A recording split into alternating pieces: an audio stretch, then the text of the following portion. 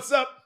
You know what time it is. It's time for the best 120 minutes of your day.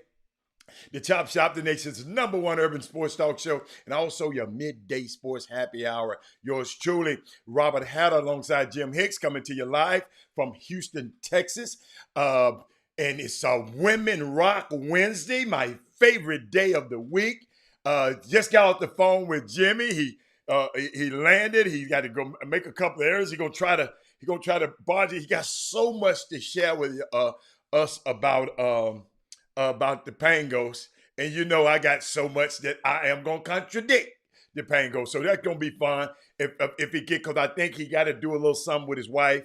So he'll be on. So, but it's Women Rock Wednesday today, and guess what? Let's share the show right now, and let me talk to my starting five. If you see, I got an interesting background behind me. I will share that to you. You know, all the backgrounds have a meaning to me. Women Rock Wednesday today. Guys, I'm skipping over you guys. I got Kimberly Jackson, Mate Cora. Who else I got? Get them dudes out there. Tamika Withers, Dale Griggs, Mindy Collins.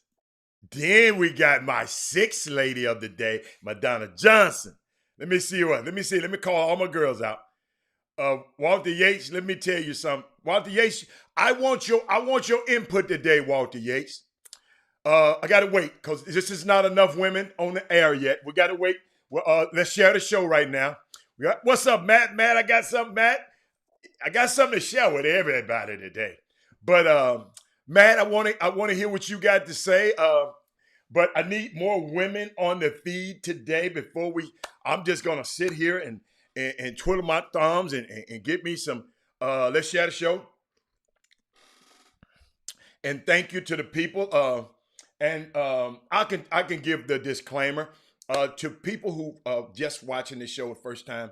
The Chop Shop is a unique show. It's like none other. What's up, Michael? It's like none other. It's a show that is weird. It's a show that we intentionally, on purposely, walk out into the world's messiest intersection. That intersection that brings in sports and culture and race and politics, summer basketball. I mean, grassroots basketball. I mean, we got acronyms called PGWs for Parents Gone Wild. I mean, it's a messy intersection. But guess what we do?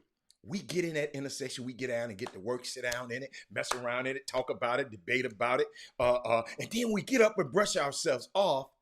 And guess what? We try to come and think about the things we've learned and try to make a change. That's what every time I just want people.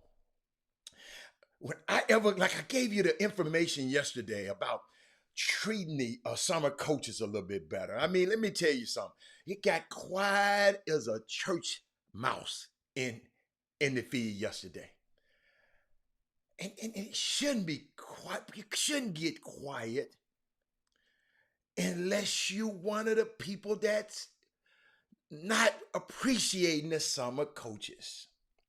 And I know I didn't mean, sometimes we step on show. You remember I said we're in the business intersection in the world. And Trey Phillips, yes, it's Women Rock Wednesday. It's a unique thing. Y'all see, we just got, all I want us to do, think about it, y'all. All we've done for each other on this Facebook feed and this YouTube feed is people have been helped by this information because of y'all. Not because of me and Jimmy. Because if it wasn't y'all, me and Jimmy would have been, guess what? I promise y'all, I'd be in New York. Just hanging with my son.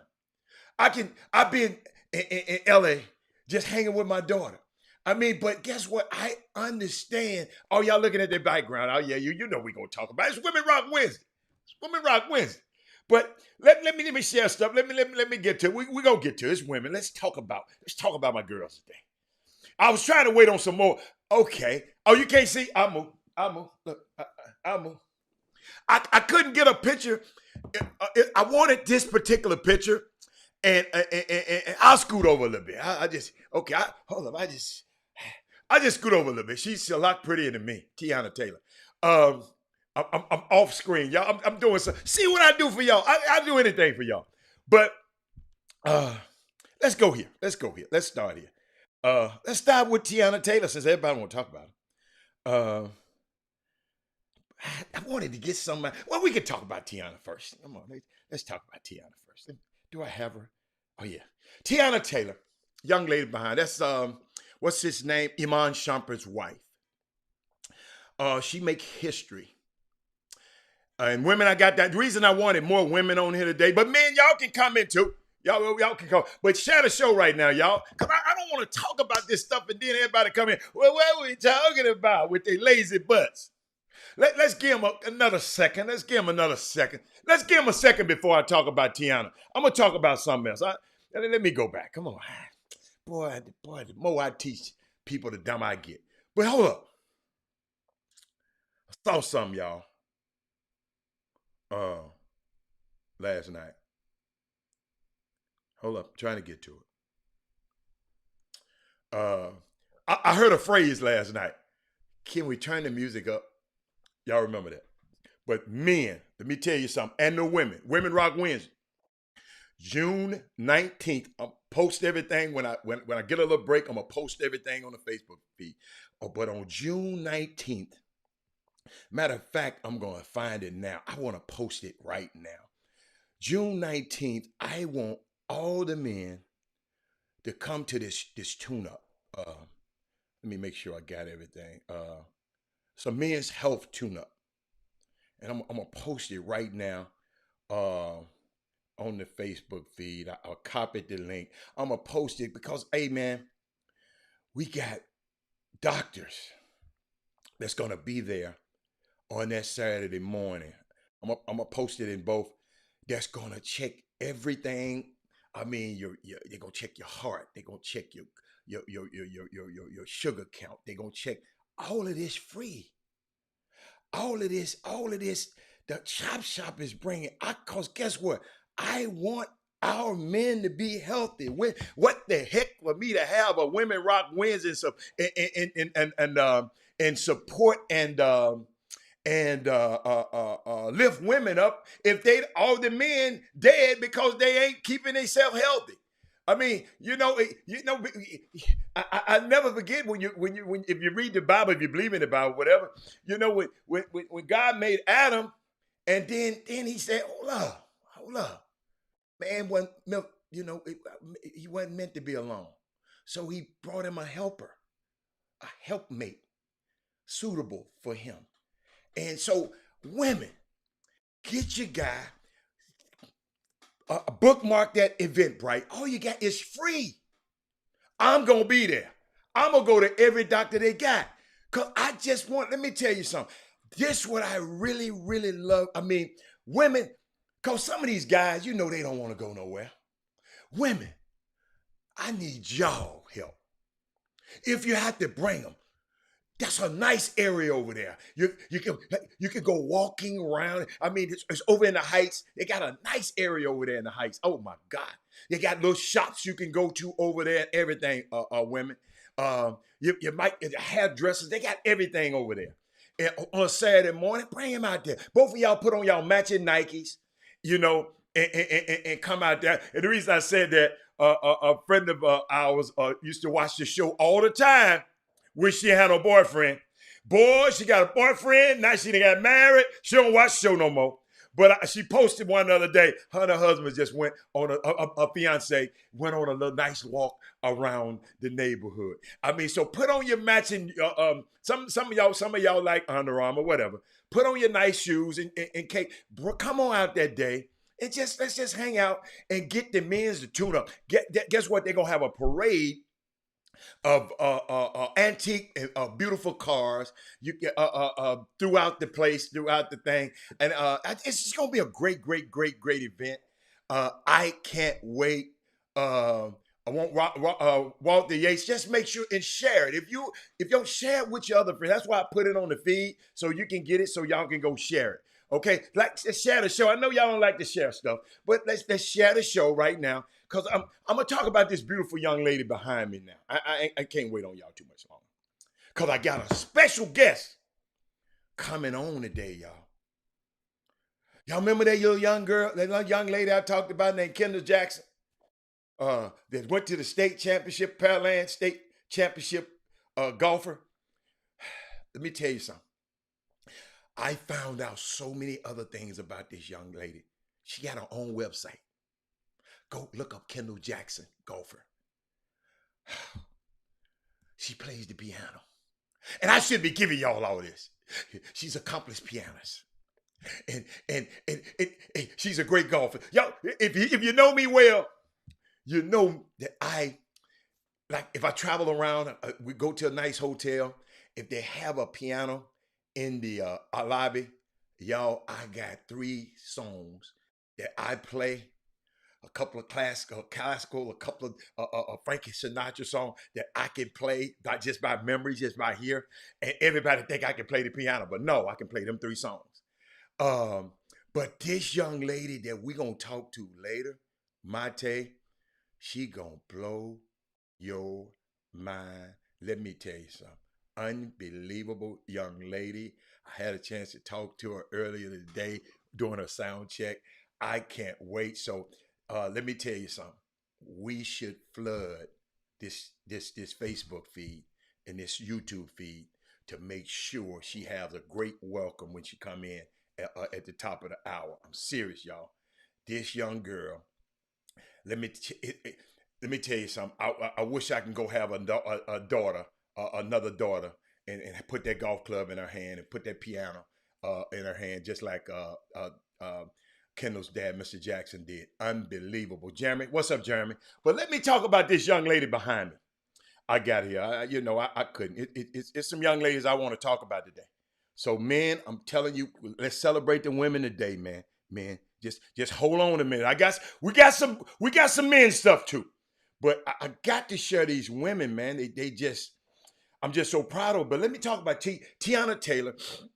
She makes her the first, and I hate that first stuff, y'all. You know how I feel about it. Teyana Taylor makes history as the first Black woman to top Maxim Hot 100 list. Somebody pinch me. Y'all, I've been going to the Maxim's events at the Super Bowls, at the Super Bowls, at the All-Star games for years. Maxim party, hard ticket to get in the Maxim because they're gonna have all the pretty girls. They're gonna have all it. When you go to the Maxim, hard to get in. It used to be not so hard, but now you have to be an A-lister to get in these parties. But Teyana Taylor, Iman Shumpert's wife. If you see her, she shows off. I can't. I mean, I don't have the whole picture, but I think I got it. Hold up, y'all. I'm gonna put it up there. You know I got it somewhere. Hold up. I think I got the whole picture. I'm gonna put it up there. Let me make sure. I'm gonna put it on the screen so y'all can see it instead of looking at me. Hold up, it's coming. No, that's. Oh, it won't show. It won't show the whole screen. Let me get back to me. Let me get back to me. Oh, that's me. Oh, I got to get this off. Trying to find. Hold on. Let me. I think. I got it. I got it. Here we go. Oh no, that's it. That's it. It won't show the whole. But they saying she's showing off her washboard abs on the cover of Maxim. She said that in the magazine. She said, "I don't even have much time to be to be and feel sexy." You know, she said it's a pinch me moment for her because becoming the first Black woman, 30-year-old young lady, to be on this magazine. She said it made her nervous. She said stepping back in front of the lens has been a journey for self-reflection and self-confidence. Look how beautiful that young woman is, and she went through moments of self-reflection and self-confidence. She had to build up her self. She also talked about giving birth to her second daughter. Her name is Rue. I think her first daughter is Junie. I think her second daughter is Rue, R-U-E. And somebody trying to send me somewhere on my show. God bless them. Um, just I mean, what I wanted to ask to the women and to the women and to the men, should we celebrate being on the cover of a magazine that has been excluding us for 20 years? Should we? I'm just asking. I'm just asking for a friend. Should we? And me personally, I think any space that we're blessed enough to get in, I appreciate it. But some friends of mine were saying, Robert, uh, should we? Should we? And I say yes. I mean, beautiful girl. And I no. I'm just telling you, some friends of mine. Why not? I'm just asking a question because sometimes we got to put it out here, y'all. Sometimes, always remember everybody. I'm always gonna try to uh, require you to think. Uh, Shout out to Melvin Dews. He said Robert had a Beaumont mayoral runoff election. African American woman Robin Mouton versus Roy West Jr. Last dated vote is June 19th. Women Rock Wednesday. Yes. What are they? Robin Mouton. Got a question. Who is Roy West Jr.? Who is he? Who is he? And I just want y'all to sit here and marvel at this young lady. I couldn't help but put her on here. I got that picture, Alpha Yo. I got that picture already. I got that picture. It just it won't show up on my screen like that in the small one. But I mean, I'm proud of her. And I just like, wait a minute, I might have something for you. Hold up, here you go. I think. Oh, there it is. I had it already, Alfio. I had it already. That's her. Tiana Taylor. Proud of her. Uh, Husband plays in the NBA. Well, I don't know if he played last year. I don't know if he played last year or not. But shout out to her and her family. I just love to talk about that. But guess what? That ain't the only woman. Just got this. Ain't only woman. Did y'all know this? Sonya is the L's for me. Okay. Did y'all hear about this? Let me switch up y'all right quick. Let me put this young lady here in my background right quick. Hold on. Did y'all hear about Tiffany Haddish gets the role of a lifetime and a unique challenge for her? The actress is producing and starring in a biopic on track and field legend Florence Griffin, Flojo, Florence Griffin Joyner. Y'all, the Summer Olympics in Tokyo are less than 50 days away. But Tiffany Haddish, she's training for her most demanding, high profile role to date, and it's only getting started. This woman went from sleeping in her car in L.A. Yes, sleeping in her car out there, y'all. Tried to be an accomplished comedian and an actress. She announced last week that she is set to produce and star. Produce and star in this biopic about I mean, it's just, if you remember, she got real famous in the hit comedy Girls Trip a few years back. And I mean, I'm just going through it, man. Y'all, I'm just giving y'all some bread crumbs. Boy, these black women rocking around here, man. Hey, dog. Hey, we doing good too. Us guys doing good. But I didn't really like her I thought she was corny as a comedian. But I supported her. When she came, I supported her, but I thought she was corny.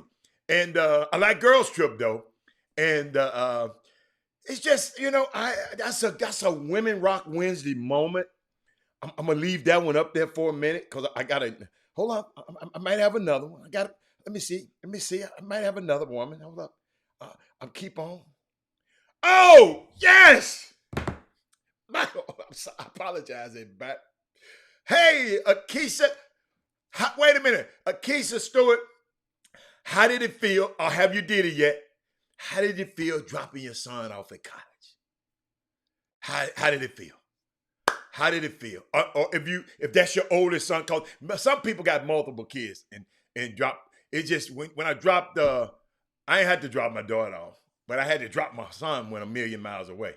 My daughter, she went right there in Memphis, and then she in Houston. But my son, he went a million miles away. But I just wanted to know how it feel. But y'all, did y'all see this? Oh, he goes next week. Okay. Did y'all see this, man? Hold on, y'all. Hold on. And y'all, they wouldn't let. I know I might, because I had to work a little, what they call it, a workaround. And, but I wanted to share this with y'all. Simone Biles. Difficult picking that tee. Going to see Simone Biles fall.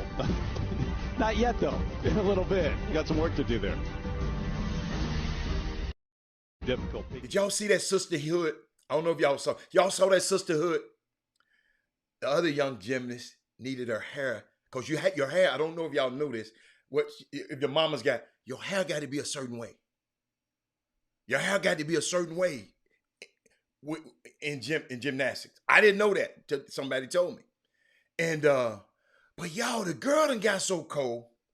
She got a move now called the Biles.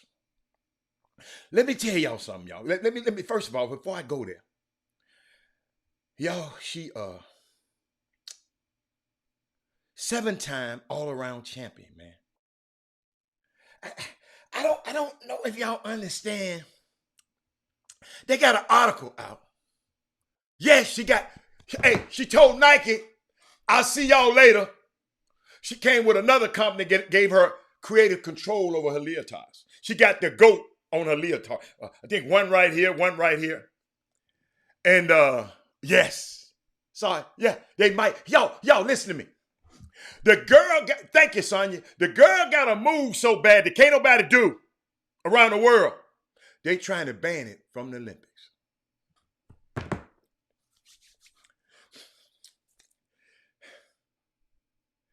The young woman is so cold, Walter Yates.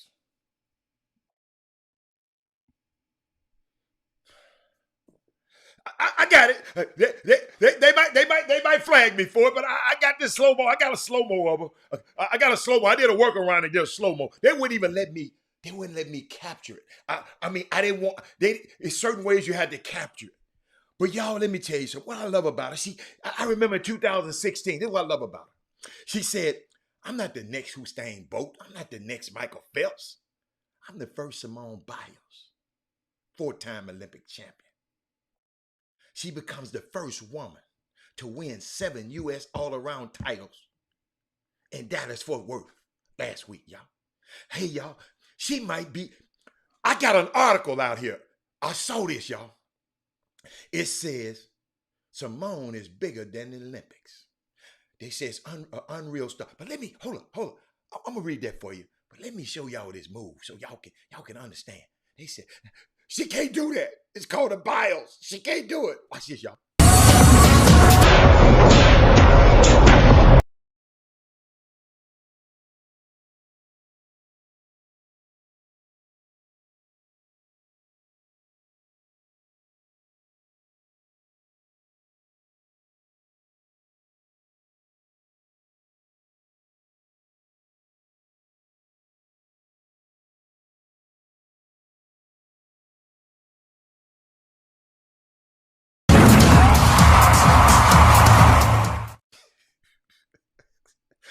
Unbelievable, y'all.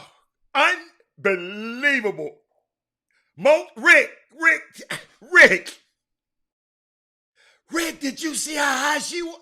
Rick, I know she can dunk. Rick, I know she can dunk. but they got an article, y'all. They said Simone Biles is bigger than the Olympics. with unreal star power that hasn't peaked yet. The Olympic Games need Simone Biles more than she need them. Y'all, they went down and go to the article. Y'all got to go find the article. He was talking about all her lucrative business relationships and endorsements, y'all. In April, when she left Nike to build her own legacy as the face of Gap-owned sportswear called Athleta. Athleta. Wow. Then you know she got the Uber Eats commercials. What's up, Morris? Hey, Pam. And then she commercials with some guy she be on. She got Beats by Dre, Visa, Car Bodies, and a recent list of the most marketable athletes, y'all, put out by Sports Pro and empowered by Nielsen Athlete Market Assessment. They ranked her 14th overall and the second among women in marketability. I didn't know this girl was getting that kind of money. I ain't telling you no lie. I didn't know this young lady was, I ain't gonna count her pockets, but she, unbelievable, man. Unbelievable. And another young lady I want to mention again today, in case you wasn't on the show the other day, I want to remember Patrice Merrills. If y'all know her, please let her know. This the young lady who somebody posted that she's a mom and she took her son off of this AU team, okay? But 3 of the other guys who still play on the team, her son don't play on the team, they needed a ride. And she went and took them back and forth to practice. And she said, and I want to repeat this again because it's worth repeating. She said that all of these guys and these summer coaches and these people have poured into my kid's life. Of course, I got to give back. You know, one of these, I'm going to read that again one day. I'm going to ask him, could I just share it with y'all one day? It's a moment that touched me. And then I got another woman that rocks. Y'all remember a few months ago? Few months ago. Check this out. We had Dennis Gates, the coach of Cleveland State, on the air, right? He was talking about Cleveland State because they, I think they played against, who they played against? They went up against a powerhouse. Did they go up against you? They went up against Juwan Howard or something. They went up against a powerhouse because they were 16th seed. But the coach came on here, but I mentioned the coach. I mentioned his wife, Jocelyn Gates. And he said, and I said, dude, you got a woman that rocks in your house. He said, oh man, how you know that? Yeah, let me, Jocelyn Gates, Jocelyn, I don't know how she pronounced it. But let me tell you, since that time, she was a assistant athletic director or a president of athletics at Boston College. Since then, since we talked to that coach on the show, Ohio State names Jocelyn Gates the senior associated athletic director for Ohio State University, the Ohio State University. They call it what? Senior Deputy Athletic Director Janine Oman announced the other day that Jocelyn Gates will be the senior director of athletics. And hold up. Let me tell you a little bit about this. This was her position at Boston College. She was the senior associate director of athletics and senior women administrator at Boston College. And then in a prior position, she was at South Florida and at Duke. And now she's been named the senior associate director of all athletics. Guess what, y'all? She will have administrative oversight over Ohio State's football program. Do I need to repeat that? Thank you, Landon. Y'all, She will have administrative oversight of the Ohio State football program, one of the most storied franchise in football history. Uh, Unbelievable. Look her up, Jocelyn Gates. Look her up. That's just a breadcrumb. I ain't gonna go all day, but man, she's powerful. I mean, that's a powerful dude. That stuff right there don't happen too much, y'all. So now, but Jocelyn, Women Rock Wednesday, I haven't forgot about you. I got some more. I got some Women Rock women stuff coming at the top of the hour. But Landon Arwan said that was Miss Merrills from Beaumont. Oh, she from Beaumont.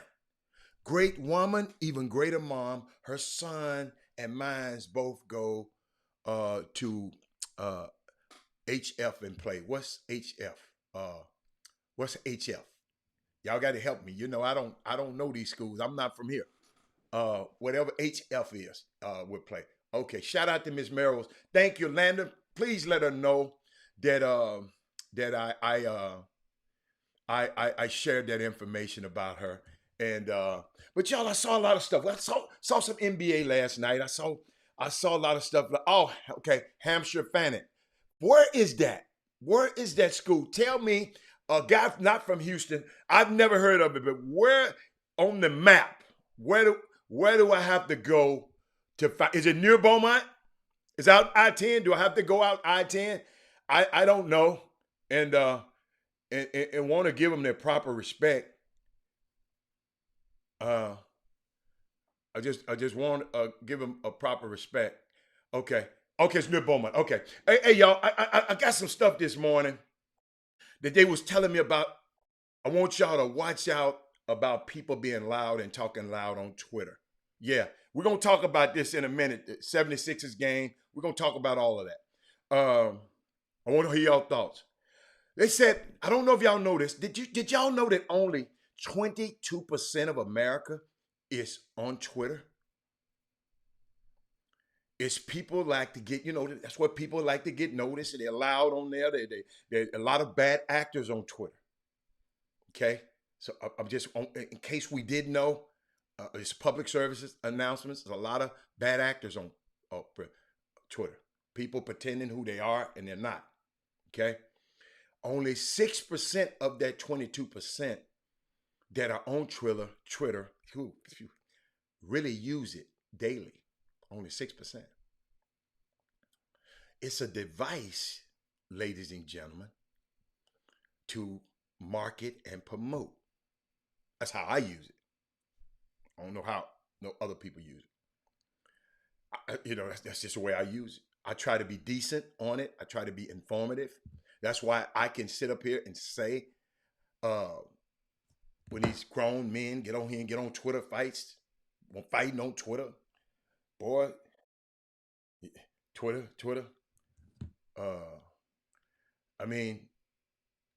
It's a lot of bad actors out there, y'all. Cause they had this thing, it was telling me about on Twitter. If you listen to some people on Twitter, nobody likes LeBron. Everybody hates LeBron. But Twitter came out with some data, y'all. I want to share with y'all. And you would think that all 50 states hate LeBron because of the China thing. A lot of people get on there, them loud mouths talking about they hate him because of the China. He didn't talk against China. He didn't, was a whole lot of loud mouths on there.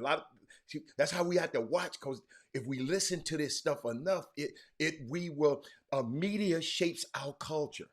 That's why I try to put positive stuff on this show, so we can shape our culture in a positive way. Okay? So check this out now. Then I found out that 26, because the NBA did a thing too. 26 of the 50 states, 26 now of the 50 states hate other NBA players more than LeBron. Check this out. Tom Brady, who's the nice Tom Brady, everybody loved, the captain, what they call him, Captain America. He is hated in more states than LeBron is. And he played longer. He's Mr. Nice Guy, got the beautiful wife, won championships. Tom Brady is hated in more states than LeBron. On Twitter. I'm talking about on Twitter. Guess y'all finna have fun with this. Mindy Collins and who else? There's some more on here. Guess who is hated in Texas more than LeBron? I'm gonna give y'all a chance. I know it's got a 10-second delay. I gotta give me some tea right quick. Guess. I'm gonna let y'all guess. Come on. Come on with it. Come on with it. Come on with it. Yes. Number 13. Thank you, Robert Reiser. James Harden in Texas. Kyrie is hated in the South. More than LeBron. No, James. No. James Harden. Yeah, Madonna. I told y'all men that were gonna say something. Hey, I told you she was gonna say something. Yes. I mean, y'all, it's crazy. I don't know. And then I'm looking yesterday. I said something about mentioned what Jay Williams said about Kevin Durant. All he said was Kevin Durant told him that said something to him at a party, and Kevin Durant went off on him. I got a question, y'all. Is Kevin Durant the Kwame Brown of the NBA? Is Kevin Durant the Kwame Brown of the NBA? Y'all help me. Is Rick Wilmore still there? Rick, do me a favor, because I know you don't like these people. So I want you to fact check them for me, Rick. Rick, I'm going to put it on Rick. This just for Rick Wilmore and anybody else who want to. Rick, I'm putting some information on the feed for you, Rick. Make sure you get it. Rick, I want you to go to whitehouse.gov. I think it's on there. I want you to check and make sure all of these promises that these people in the White House make, because they done put it in writing now, Rick. So now you can hold them accountable. You can hold them accountable for it, Rick. It's all that black and white for you, Rick. I read over most of it, but I know you like to talk about this administration so much, or any administration, but do me a favor. I want you to hold them guys accountable. Okay? All right. That was for Rick. I saw that. I saw that, Rick. I take that. I did that just for you, Doc. Just for you. So you can come back and report to us about what's going on. Hey, which game should I go? Should I go to the Clippers? What do y'all think about this? What do y'all think about this Atlanta and Philly series? Dude, that Joe Embiid, man, I'm kind of liking him, man. Y'all ain't never heard me say anything about Joel Embiid ever. Never. Let's talk about it right now. Hold on. It's interesting, y'all. Y'all help me out. Walk me through this in my take. That in a day that a center yesterday won the MVP for the first time in 20 years. Jokic. He won. First time a center has won MVP in 20 years. On that very day, a center, Joel Embiid. Check this out, y'all. Centers have become extinct. Stephen Curry was running them centers out of the league. But another center, Joel Embiid, was as dominant as I've seen. And he looked like an MVP candidate last night. I didn't know. I'm going to tell y'all, because he always hurt. He's a part of the process. I just never thought of him as being that good. Last night, he made a believer out of me. Yes, Simmons still can't shoot. Let's talk about that, Gary Sinclair. And y'all, hold up. And another center, same night. All of this happened yesterday. Makes the big play in another game, Rudy Gobert, to clinch the win for the Jazz. But hold up. That fourth quarter, did y'all see Shake Milton? Shake Milton that went to SMU. Where were Dallas people at? Went to SMU? I need Dallas on the feed. And Thaddeus Moody, I'm gonna talk when I talk about summer basketball in a minute. I got to share something with y'all because Jimmy might come on at any time, but I want to talk to y'all before we get on.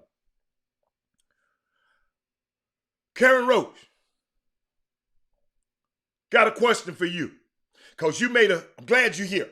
You made a statement yesterday that the reason people have hamstring injuries is because they're out of shape.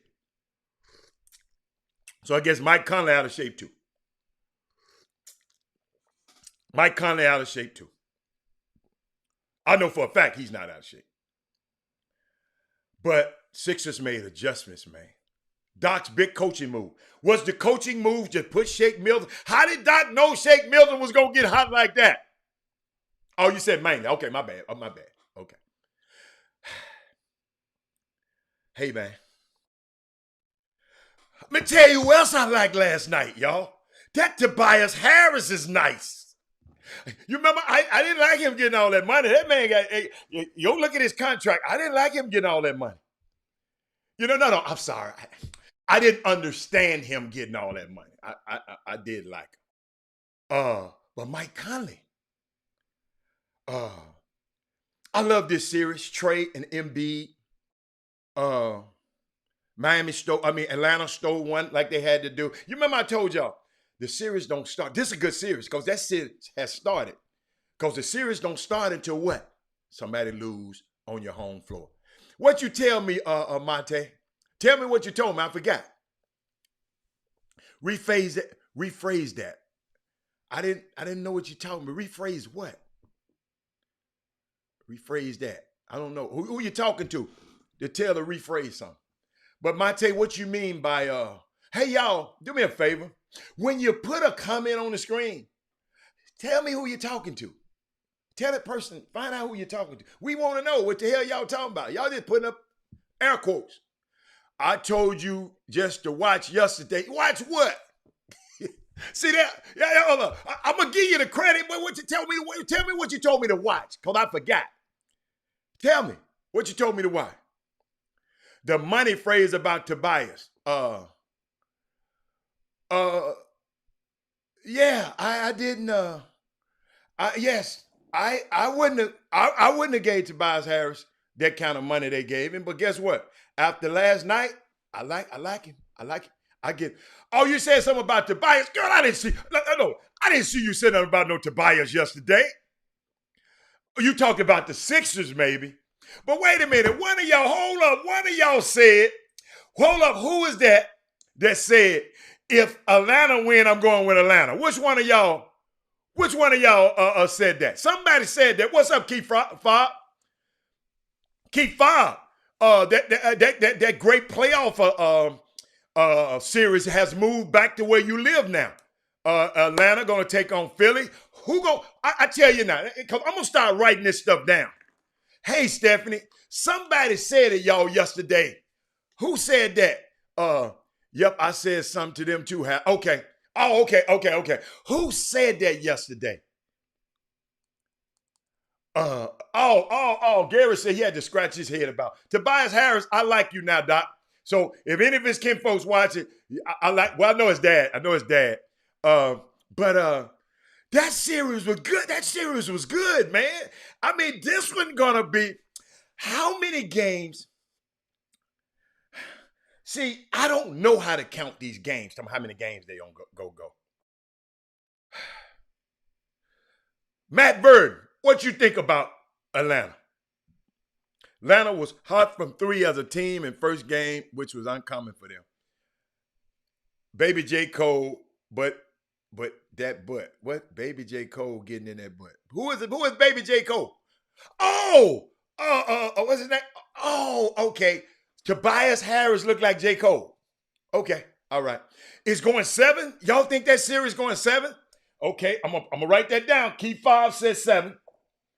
Keith Fobb says 7. I'm gonna start holding y'all accountable. Atlanta series.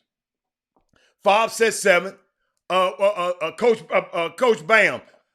What coach is going to make the right move for the series between Atlanta? Chris Walker said Doc Rivers can't coach. And Mate says going 6. Okay, I'm writing y'all down. Troy, if Atlanta, okay, Troy. If Atlanta make 3s, they win in 7. If they don't, what's going to happen? Troy, I'm writing you down, Troy. Ben Simmons said he's going to make Trey work on defense, and that scared me. Hey, man, should we talk? Archie. Forever Films, you know I love you, baby. Hold up, Stephanie Holcomb, I got her. She said, who? Stephanie, wait a minute now. Who you saying is 6? I'm writing y'all down. Troy talking about 7. Oh, okay. He overrated? He got a championship. Forever. Archie, he got a championship. Doc got a championship. Hold up, y'all. They said no way they would stop. Oh, okay. Stephanie got Atlanta. Okay, Stephanie got Atlanta in 6. Okay. Mate, you said the Sixers. You said the Sixers. Okay, Sixers. Okay. Sixers. Okay. I'm writing this down on y'all now. Trey don't play no damn defense, and I'll go at his little ass every time. Excuse my language, y'all. Mindy, I'm sorry, Mindy. But I go at Trey. Trey gonna have to guard somebody. I'll run him off some pin downs. And come on. Oh, okay. We ain't got to that one yet, but I'm gonna put Curran Roach down there. Roach said, Suns over everybody. Suns over everybody. Oh, I done wrote that down, baby. I done wrote that down. Chris Paul also cheers for them Cowboys. LeBron like the Cowboys too now. He had the Eastern Conference team he was supposed to. Come on, Archie, man. Y'all doing Doc a disservice. Gary Carter, I got him. Gary, hold up. Boy, I got y'all, Hey, y'all can't come to me with all these lies afterwards. I done wrote it down. Gary said Embiid in 7. Okay, Sixers. Y'all got me writing. I'm doing a lot of writing today. He said he loved Trey. Aiden will be big in this playoff. I hope so. You know I want them to win. Chris Paul and Monty Williams. I really want them. I'm cheering for them. Y'all know I don't cheer for too many people. I'm cheering for them. Oh, Chris Walker. Okay, my bad. He's 6'1", a buck. He guarding a grown man. Okay. So, all right. Thaddeus Moody said he going in what? Thaddeus Moody, well, you going with your nephew, Mike, the Jazz and what? Man, the Jazz, I don't know about the Jazz, Thad. Dad, I saw something about them Jazz I ain't like.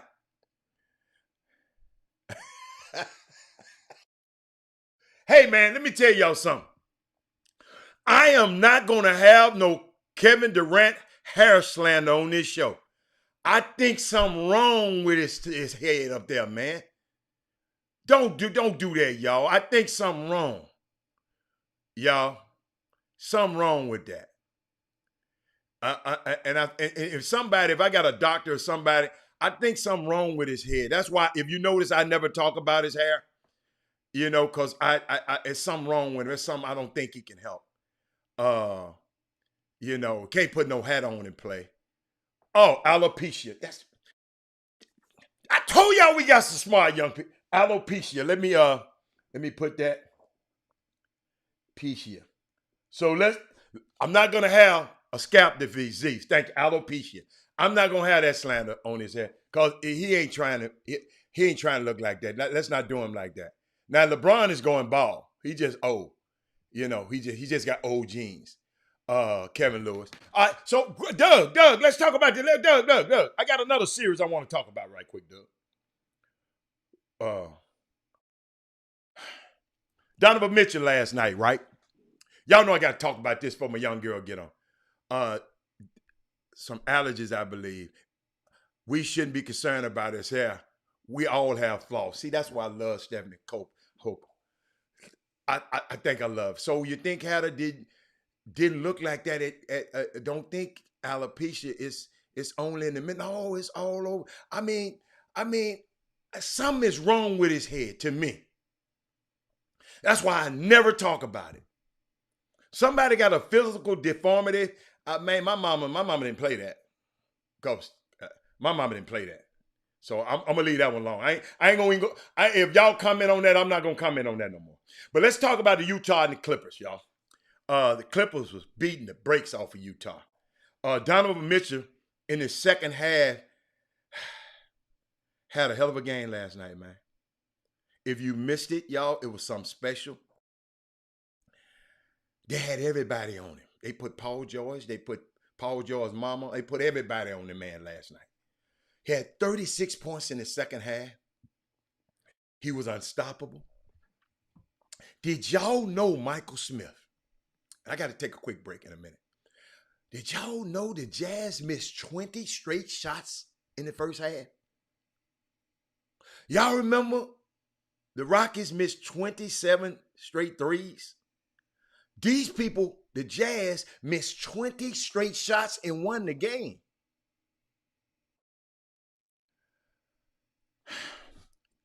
And you know what made me think about this?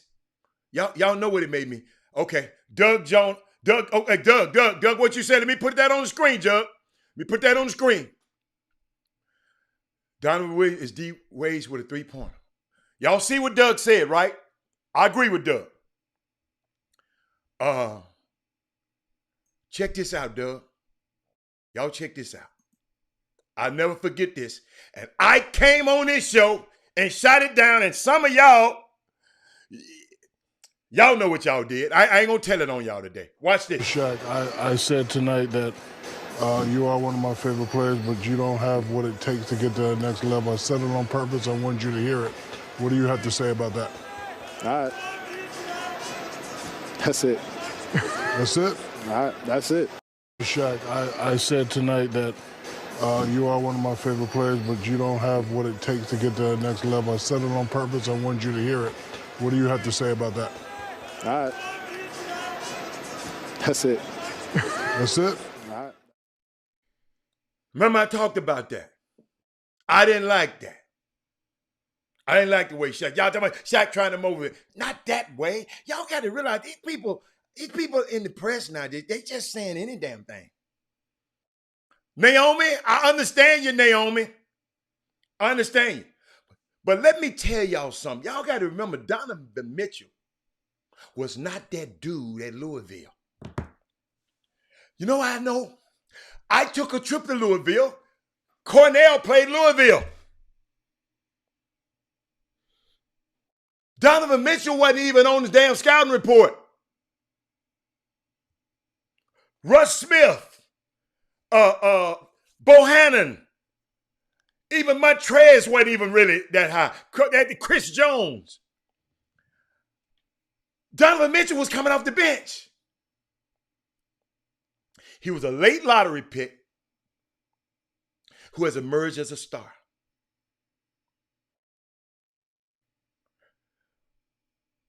We did not expect Donovan Mitchell to go into this stratosphere. Doug called him D Wade with a three-pointer. D Wade is a Hall of Famer. I will never forget, y'all, Rick Pitino, his coach, was calling NBA teams saying, hold on, man, he better than he displayed here. I just didn't play him right. I didn't use him right in college. Let me repeat that. Mamas and dad, hey, that light bulb should go on in every mama head. Sometimes coaches don't sometimes in those coaches' systems, you can't do everything you do. Michael Jordan at North Carolina, Dean Smith, they say, is the only person that ever held them under 20 points. I was at the game. This young man was on the bench. My son played the whole game. My son on Wall Street, this man here got a max contract. Hey, man. Stuff happens. Donovan Mitchell, y'all.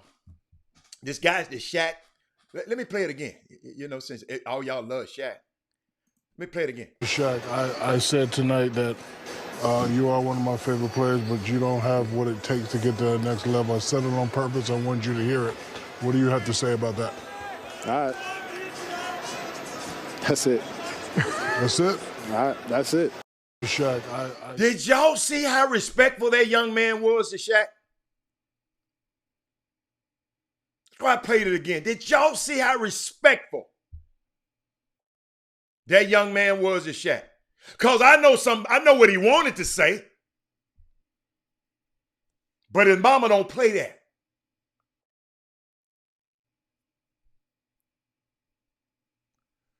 He said, mama don't play that. Y'all follow me here. Follow me here. Check this out. I got something for you. Donovan Mitchell has 3 45-point games in the playoffs so far. Nobody else got that.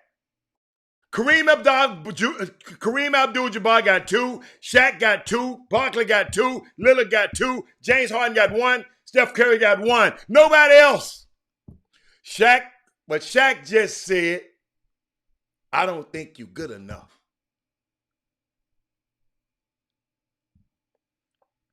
Some college players, y'all, some college programs don't allow you to flourish where they can see your true skill set. You have to scout it well to say that a person fit in your system. That's why these scouts come see these guys a million times. That's why these scouts has missed out on a lot of these guys, because guess what? A lot of the guys don't stay in college that long. So they don't have enough tape on them. They don't have enough, and they got to get the guy on potential. They don't have enough. They used to can see a guy 3 or 4 years.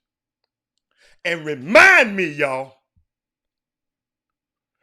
when Kendall go off, I got some transfer portal stuff that I ain't never heard nobody say, and it's just for y'all.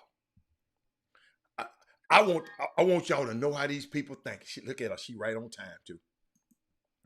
But I'm gonna give y'all this before I bring up. We're gonna take a break. Then I'm gonna come on with the guest.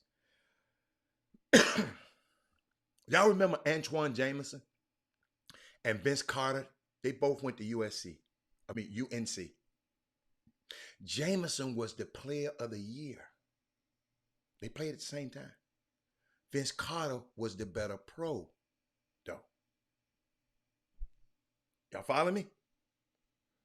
Antoine Jameson was the college player of the year, Sean Dees. Vince Carter is going to be a Hall of Famer. He just wasn't that at UNC. I had to play that awkward moment. I want y'all to see that.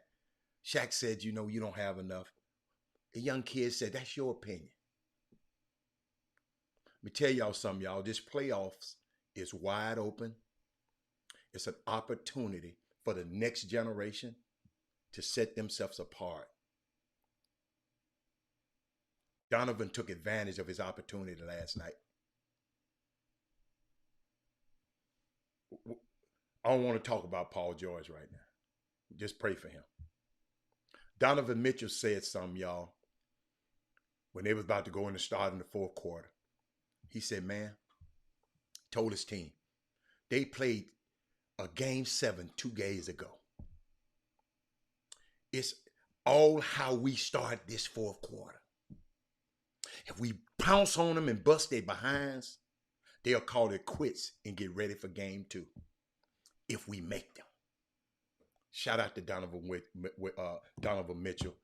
Don't listen. Young kids, don't listen to what nobody say about you. Don't you listen to what these evaluations waiters come about you. Kendall, don't you listen to what nobody, and I know you're not going to listen to what nobody say about you. But we're going to take a quick break. And y'all, I am going to come back with my special guest. I can't wait to talk to her. But Chop Shop, we'll be back Let me find the commercial in just a minute.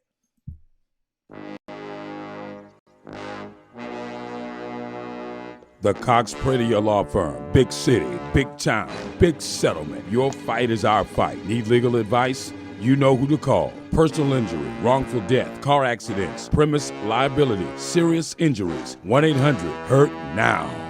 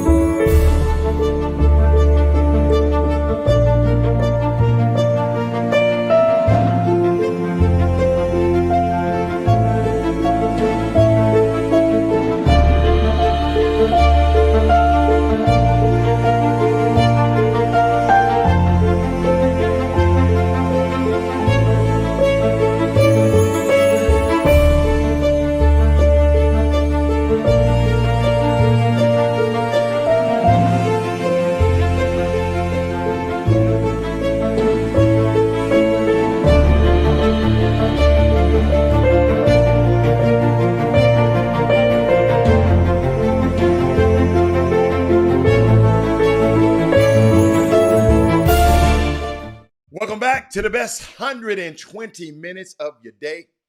The Chop Shop, the nation's #1 urban sports talk show, and also your midday sports happy hour. Yours truly, Robert Hatter, alongside Jim Hicks, who might pop his head in very soon. But right now, I got y'all know how I love golf. A lot of people know how I love music. This young lady she got her own website. She plays the piano. She's a great tennis player. She got videos teaching young kids how to be prepared for the STAR test. Kendall Jackson out of Pearland High School. She eagled the final hole of her high school golf career. A 30-foot putt. I'm going to show it to y'all shortly. To shoot even par 72 at the UIL State Championship. She fired us opening round 76. I mean, she just something. She loves giving back. Let me see what else she got. Let me see what else. She's going to Howard. Ain't that the same school the first lady? The Madam Vice President went to. I kind of think that. I'm not sure. But ladies and gentlemen, before I go any further, I just want to bring in welcome to the Chop Shop for the first time. Kendall Jackson is in the building. Come over a little bit, Kendall. Center yourself. Come over to your right. The other way. There you go. Now you're in the middle. Kendall, what's going on? I know you kind of. I know you're saying he over there talking. Yeah, Kendall, so proud of you. But before you say anything, I want you can tell them hi. But before you really talk, I want to know I want people to know how I met you. You were doing some. I'm trying to get this echo out. I'm gonna put on my earpieces so I can get the echo out. Cause I'm echoing. I met you. I got a call saying, Robert, do you know of this young lady named Kendall Jackson? I said, yes, I just played her on my show the other day. I didn't know you, but I knew of you.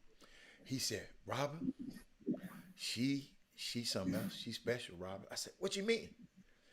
Robert, young lady came over to my school, Yates High School, and gave away equipment, some of her equipment donated some of her equipment to the Yates High School women's team. And Greg Wise, the head coach of the girls team, he called me raving about this young lady. I had to get in touch with her. And he said, Robert, she just different. She's just different. Then I went and looked at her videos and watched her video. Kendall, I have to say, you're special. You got that it factor. You know, I don't know if anybody ever told you, some people are talented, but some people got that it. And welcome to the Chop Shop. And you can say whatever, and welcome to our viewers. You rock today on the Chop Shop. What's going on? Talk to me. Talk to me. Thank you so much. Can you hear me? Yeah, I can hear you good. Hear you good. I got you. I got you in my ear. Thank you so. Kendall, I don't know where to start with you.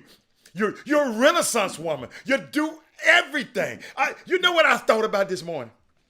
When I looked at all your cups, you know what I said? When do you sleep? Kendall, when do you sleep? I couldn't hear you that time. Huh? Sometimes I don't even know myself. I'm always on the go. Wow. But Kendall, I got to play this. You know, I think I queued it up. Yeah, I got you. I got to show my people your prowess on the. Yeah, this was a clutch putt. Set this putt up. This is the putt you made, the eagle putt. I think 30-foot putt. Tell people what was going on before I tell them. Tell people what was going on. Set it up for me. Yes, so this is the final round of state out at Legacy Hills in Georgetown. Mm-hmm. And both days, none of the putts were falling. They would either just get right there and stop, or they would lip out. Mm-hmm. And so I'm coming on the last hole. Well, actually, for the few holes prior, hole 15, I took a double bogey. So I only had 16, 17, and 18 left. And I knew I did not want to get upset. I did not want to be frustrated because I did not want to leave that tournament like I did my freshman year, which was very unhappy and very upset. So I really just kind of stayed focused, stayed in the moment. And I knew if I could at least birdie at least one of the last 3 holes that I would be fine. So I went par on 16, par on 17, and par 5s are really my strong suit. So I knew I could get a birdie or possibly an eagle.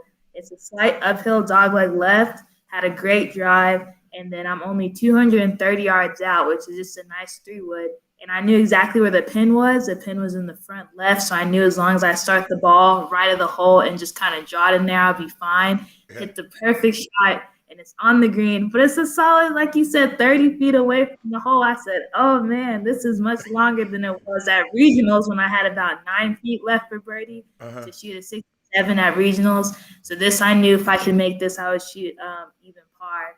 And I knew exactly the line to play. I just knew I had to get the speed down, and I got the speed, and I was like, ah. Okay, hold up. Here you go, y'all. Let me show you. Let me show. Let me show little old Kendall. Watch this, y'all.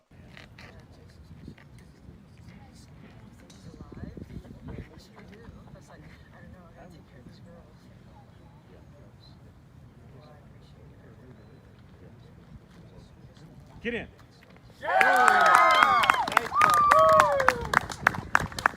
Was that your dad talking about get it in? Get in. Oh, no, that was a few of the coaches around. Oh, okay. But no, but you know what's so unique, Kendall? I'll wait till you get back. Yeah, Kendall, what's so unique about it? It's a young black woman playing a game that Kendall. I don't see none of. I tape the LPGA every week. And all I see is Lydia Coles, people with different names. Nothing against them names. The people, some of the names that are the Kims, I like Lexi Thompson's, and but I don't see us. So I need you to do something. Wait a minute. I need and I want and I pray that you do something about that. And y'all listen to me. I talked to her earlier today.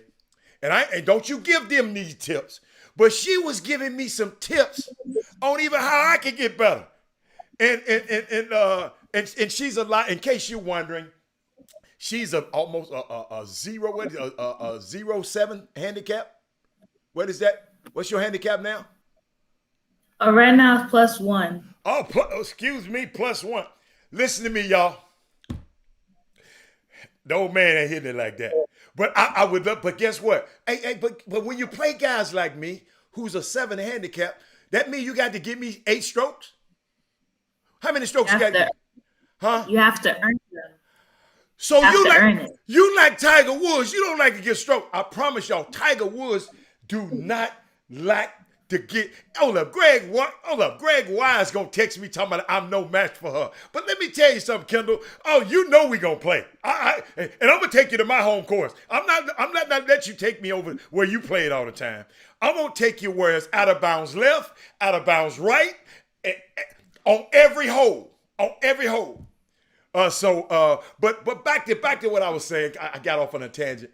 But are you looking? You're going to Howard. Okay, let's go here first. You're going to Howard.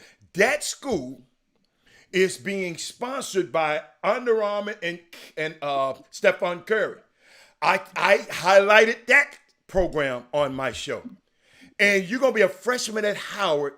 What's the impact? Why Howard? Did Stephen Curry have any impact on it? I mean, why Howard? Yes, that's a great question. Well, Steph Curry has always been one of my favorite basketball players for sure. But actually, Howard University was not even on my radar to begin with. I knew that I would be comfortable going out of state, so I was very comfortable either staying in state or going. All my options were open for sure.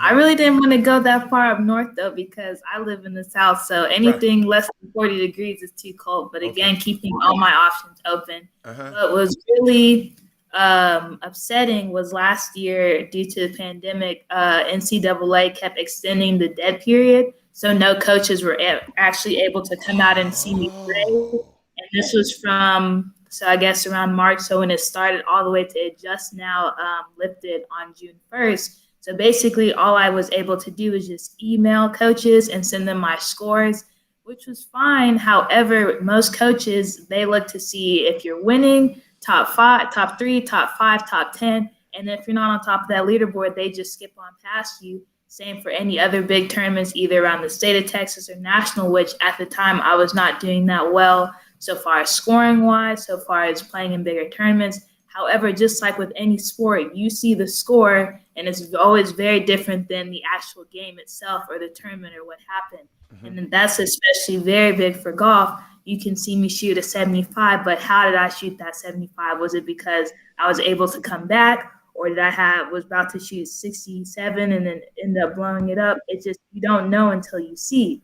So that was for sure very disappointing, because I would email coaches and they would say thanks, but no thanks, or they were focused on class of 2022, or they didn't have enough room because they didn't know how, with their seniors coming back, how it was going to look like. So last year was very upsetting, very frustrating, until obviously I heard the news about Howard, and I was like, oh, they have a golf team? Because most schools, if they didn't have a golf team, just automatically skip. I was not going to look into it at all.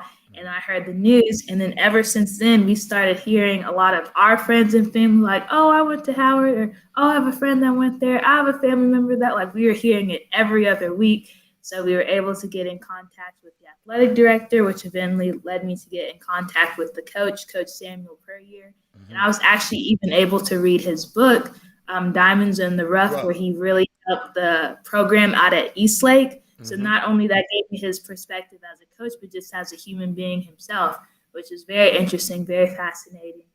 And then from there, Howard was always a school that no matter what I shot, whether if it was good or bad or how I played, he was always consistent. I mean, obviously you want a player coming in who's good, who's posting low scores, but that was the biggest thing with Coach P, is he's not looking who's number 1, who's number 2, who's number 3, who's his highest ranked, who is a really good player that most people would not take a chance on.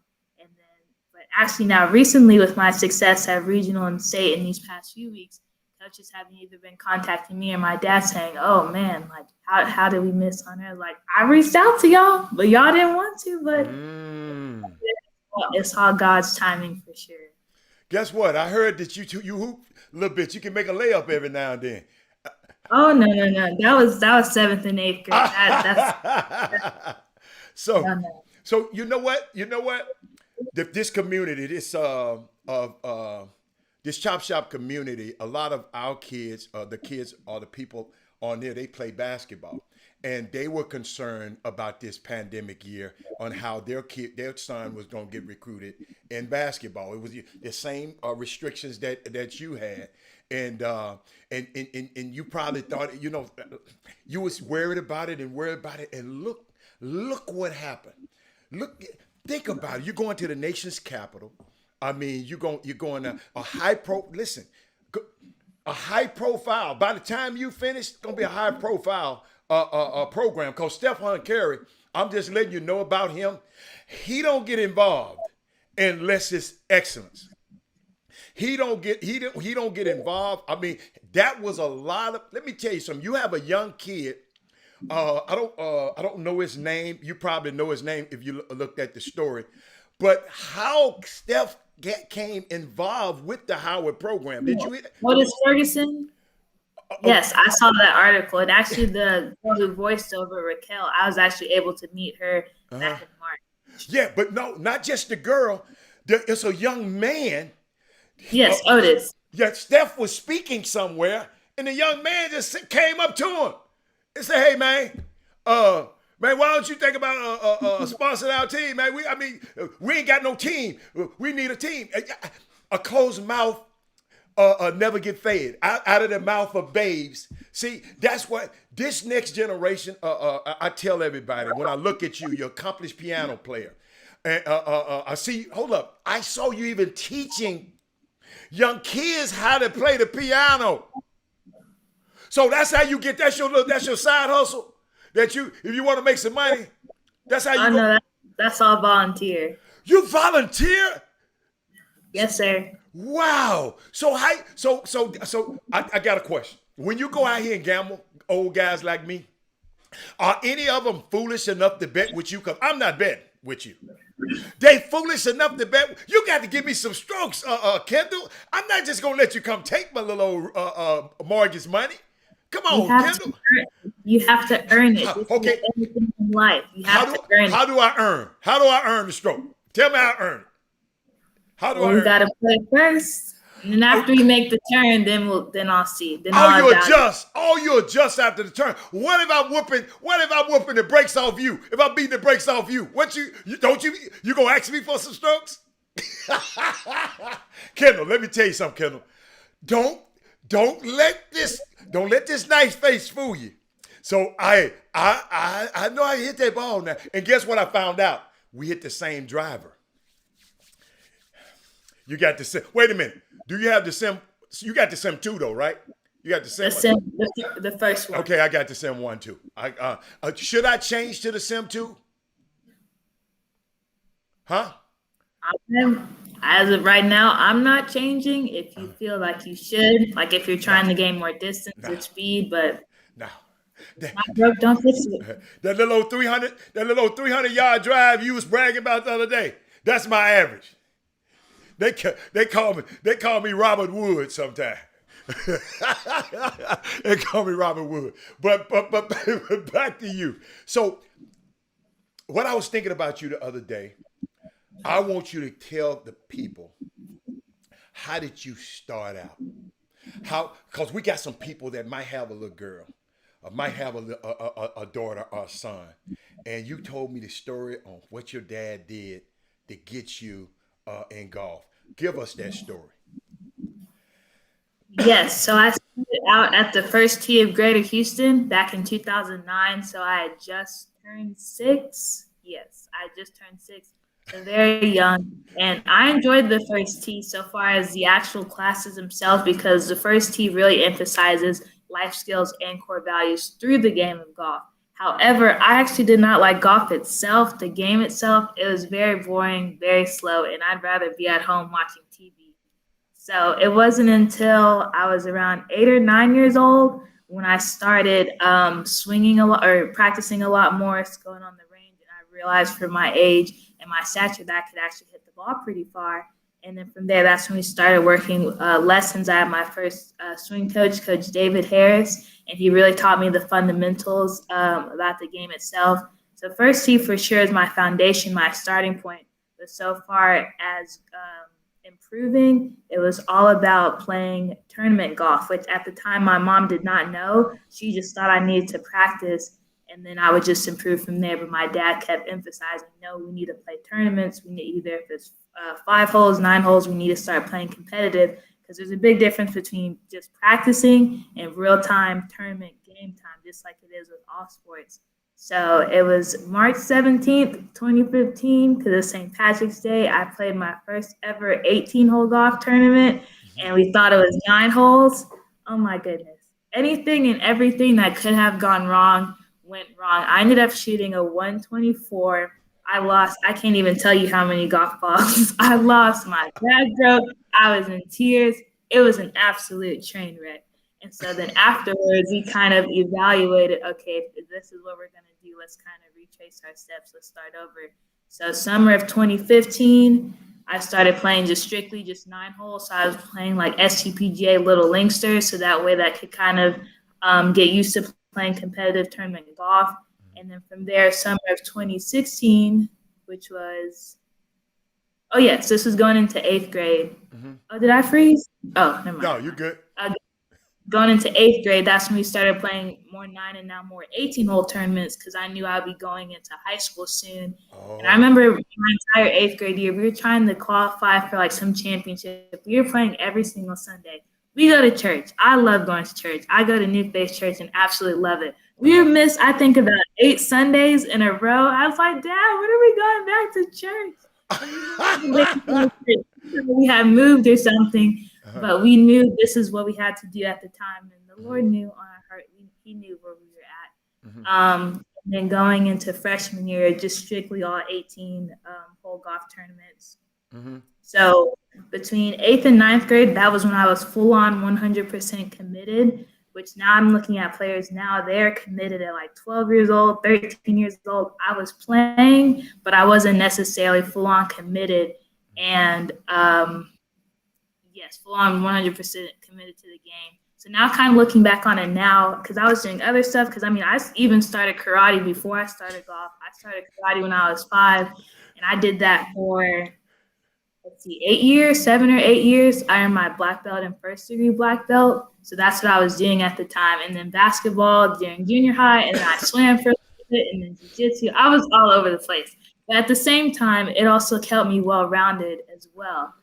Because I feel like if we just only did golf, then I would not be the person I am today, so far as well-roundedness. And even just at church too, I'm a part of different girls ministries. I'm an usher. I sing in the youth choir. I've spoken a few times at my church. So even though other people have done things differently, everything that we've done has gotten me to this point, which is now what I can tell people so far as the right tournaments they want to play, where to start, rather if they're at the beginning or if they're in the middle or trying to get to that next level.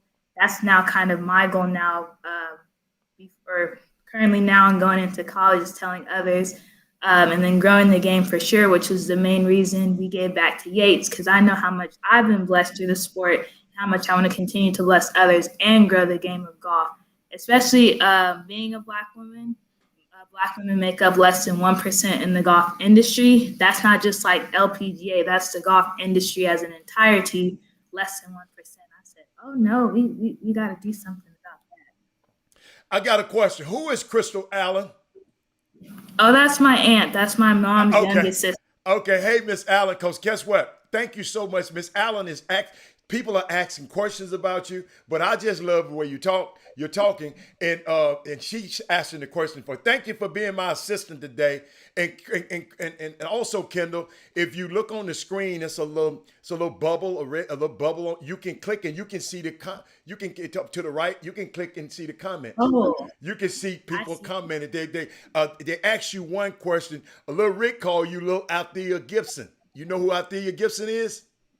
Yeah, see, yes, Rick. Sir. Then she said, "Hey, Hatter, hold on. Let me hold up. Let me see." I just missed all these comments. Yeah. You see, you can go back if you want to ask. Then the Morrow family said Howard University. How I guess HU. You know, I guess that's what y'all say up there. HU. You know, Hatter. How much of an impact Coach Leslie McKinney been on your journey? Oh, Coach McKinney, yes. So she was only my coach my junior and senior year because at first it was Coach Robert Stiles, but then he moved to Lamar. He was absolutely fantastic. I was very devastated when he said he was going to move, but when I found out that she was going to be the coach, I actually met her because she used to be in the bio hall across the school, and I remember when I first qualified for state my freshman year. At first, I thought she didn't know me. I thought she didn't like me for some reason. And she gave me this big old hug. I'm like, oh, you do know who I am. So for her to be my coach these last 2 years have been fantastic. Her energy is infectious. Oh my goodness. But she's been a tremendous help for sure. Your energy is infectious also. But let me tell you something. David Harris, Skip Harris, he one of the best teachers, I think, in town. He one of the best teachers in town. I've had the advantage of playing with him a few times and watching him teach. I never let him teach me. I should have. Then I would have really been beating up on you. But tell me about his teaching, Skip Harris. I want to give him a plug right now. Tell me, because he got some sons that, oh my God. I know one thing. He sure can teach you how to hit the ball long. Because his sons hit the ball so much longer than everybody else. Tell me about his influence over you. I mean, in your career. Yeah, absolutely. Coach Harris has been amazing, for sure, my foundation. Because I started with him when I was around 8 or 9. So just starting to get more into the sport. Yes, he is all about fundamentals. He really helped me with all aspects of my game, all aspects of my swing, really focusing compressing the ball, make sure that club face is right impact, not always having to do a full swing, because I know at times we think we have to swing as hard as we can to get maximum distance. No, sometimes you need a shorter swing because the more solid you hit. Oh, my bad. Don't tell everybody all this good stuff, girl. You won't just tell me this, you my coach. Come on. No, I'm just kidding. Keep talking. I'm messing with you. Keep going. I'm messing. Come on. For sure. Maybe doing a shorter swing sometimes, not having to do full 100%, and just really helping me get used to tournament golf, because you can practice all you want, but it's when you get into those clutch situations when you know you have to hit this fairway, you have to hit this green, or you have to make this putt. So he is absolutely fantastic. And I was very sad when we moved on, but we knew he got me to this point now. So now it's time to go to the next level. So I started working with Coach Robert McMillan out at Dallas, and he was great, except he was 4 hours away in Dallas. So that was mainly, so he really helped me introduce more of a technological aspect of golf, so far as filming, so far as swinging, so far as kind of like that next level of awareness in your game, because he works with high school, collegiate, as well as tour players or players trying to get onto the tour. But distance was really the only reason why we had to step away, because 4 hours away in Dallas is a very long drive. Yeah. Now we work at Access Golf Academy, which is in Cypress, which is still an hour drive, but it's not too bad. I work with Coach E.J. Kim, and he is fantastic. Oh, my goodness. At Black Horse? Is that at Black Horse? Yes, sir. Yeah. From the initial meeting, he videoed my swing from face on and down the line, and just completely put it down to a T. So I was like, this is what I'm doing right. This is what I need to work on. This is what I don't need to be doing. And his whole thing is not, you need to swing like this, you need to swing like that. You need to make sure you're swinging so that way you're not hurting yourself, that your body's functioning properly, and you're moving the ball the way you want to. So, but at the same time, he's also helped me as the mental aspect and even just my work ethic as a whole. Because there are times where I was working on a certain part of my swing, but every time we had lessons, we had to keep redoing and doing the same thing over and over again. And he just told me straight up, if you're not going to, or not necessarily not work, but if you're not going to work on this certain aspect to the how much you need it, then he said he will move on. I'm like, oh no, I was like, I gotta get myself together because I got somewhere to go. So he was really helped me able to tap into now where I'm shooting, trying to now shoot consistently under par, being able to shoot 68, 67. So now that's kind of my next goal, being able to shoot even under par on a consistent basis. Are you out of town now? Are you out of town now? Are you in town? No, I'm at home. Are you at home now? I got a question. Do me a favor before we go any further, because I got a couple more great questions for you. Tell me about your wonderful parents. Because let me tell you something. I had a basketball son that had me traveling all over the world, but I didn't have to buy all this equipment. And I know these, and guess what? He was pretty good, and I was able to teach him how to play basketball. I didn't have to go get instructors. Tell me about your wonderful, wonderful parents. Introduce your parents to America right now. I don't want to go no further because I looked online a lot and nobody's online talked about your parents that I looked. I want right now on the Chop Shop you to talk about your mom, your dad's name, their full names, and I want you to talk about those two wonderful people. Yes, Maurice and Nina Jackson. I would not be here without them. They are fantastic. My mom, for sure, actually initially, because my dad is the one who introduced me at First Tee, and even when I was 6, I think his ultimate goal was for me to get a scholarship. And at first, my mom, she was on the same page, but they were kind of on opposite pages on how to get there. They had the same goal in mind, but they weren't on the same track to get there. So my dad, he's always been looking at the right tournaments, looking at the right scores, saying, okay, these are the people that are playing in these tournaments. We need to get here. My mom says she's here for the snacks, to do my laundry, make sure I have everything I need, make sure I have my Gatorade, my water, my fruit on the course. Right. They have been fantastic. But so far as now, these past few years, my mom, oh my goodness, at first, where she started, where she didn't have that much knowledge of the game, so now because I kind of changed it over somebody else. Hold up. Let me, I got it from here. She was just go, but you see how much I think out of all three of us, she's probably learned the most for sure out of golf. Just most of them just sacrificing their time, their money, their efforts, just getting to practice early, getting to practice late, like before I drove, or just flying and driving all over Texas, all over the United States for golf, for lessons, for equipment, for gear, Amazon delivery if we need some boxes. I'm like, oh my goodness gracious. Yes, because I'm so thankful for both of them in my life. To truly instill all the lessons, because this goes just for sure beyond the golf course. It's, the person. Mm-hmm. Do you have a mental coach? Do you have a sports psychologist? Not really. Okay. I have people that I talk to at church that are kind of like my mentors. Okay. But so far as good. Specifically golf aspect, not yet. Yeah. Well, I got a great question. A friend of mine been texting me because she's great friends with Alan's family, Alan Stevens. We talked about her on this show before when she got invited to the David, what's his name? Nota Big Gay. When they won that tournament and she was won his whatever his thing. Tell me about her. Tell me about her game. Tell me not just compare, but you two young. You got to understand, both of y'all been talked about on this show a lot. So, of course, we want to know. I mean, you're older. She's a little younger. Tell me about her progress and how have y'all played against each other? Have y'all? Tell me about y'all's relationship.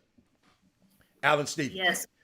Yes, Alan is great. We played, this was last year around March or April when everything was kind of shut down. I mean, obviously, except for the golf courses. Yeah. I remember he put her, myself, and then a few other girls and young ladies in the area. We played, I think he called it a Corona Cup or a COVID Cup, where we just played like a couple Sundays, couple Saturdays, just competing with each other. We actually haven't been playing that many tournaments together because sometimes we'll play in like different tournaments. Right. But so far as practicing, I practiced with her at a golf club in Houston a couple times for sure.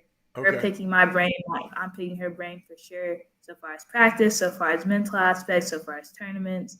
And then I saw her recently at the Mac Champ Invitational, and we kind of told each other how we did, how that went. Mm-hmm. And that tournament itself was amazing because most of the time whenever I go to golf tournaments, I'm usually the only one, if not maybe one or two African females or just people as a whole. So for the Mac Champ, that was absolutely incredible. I did not play as well as I wanted to, unfortunately, but to be able to see just competitive young golfers of color from all across the United States, just like the best of the best, that was truly special for sure. That was March. Where was that tournament at? Where was it at?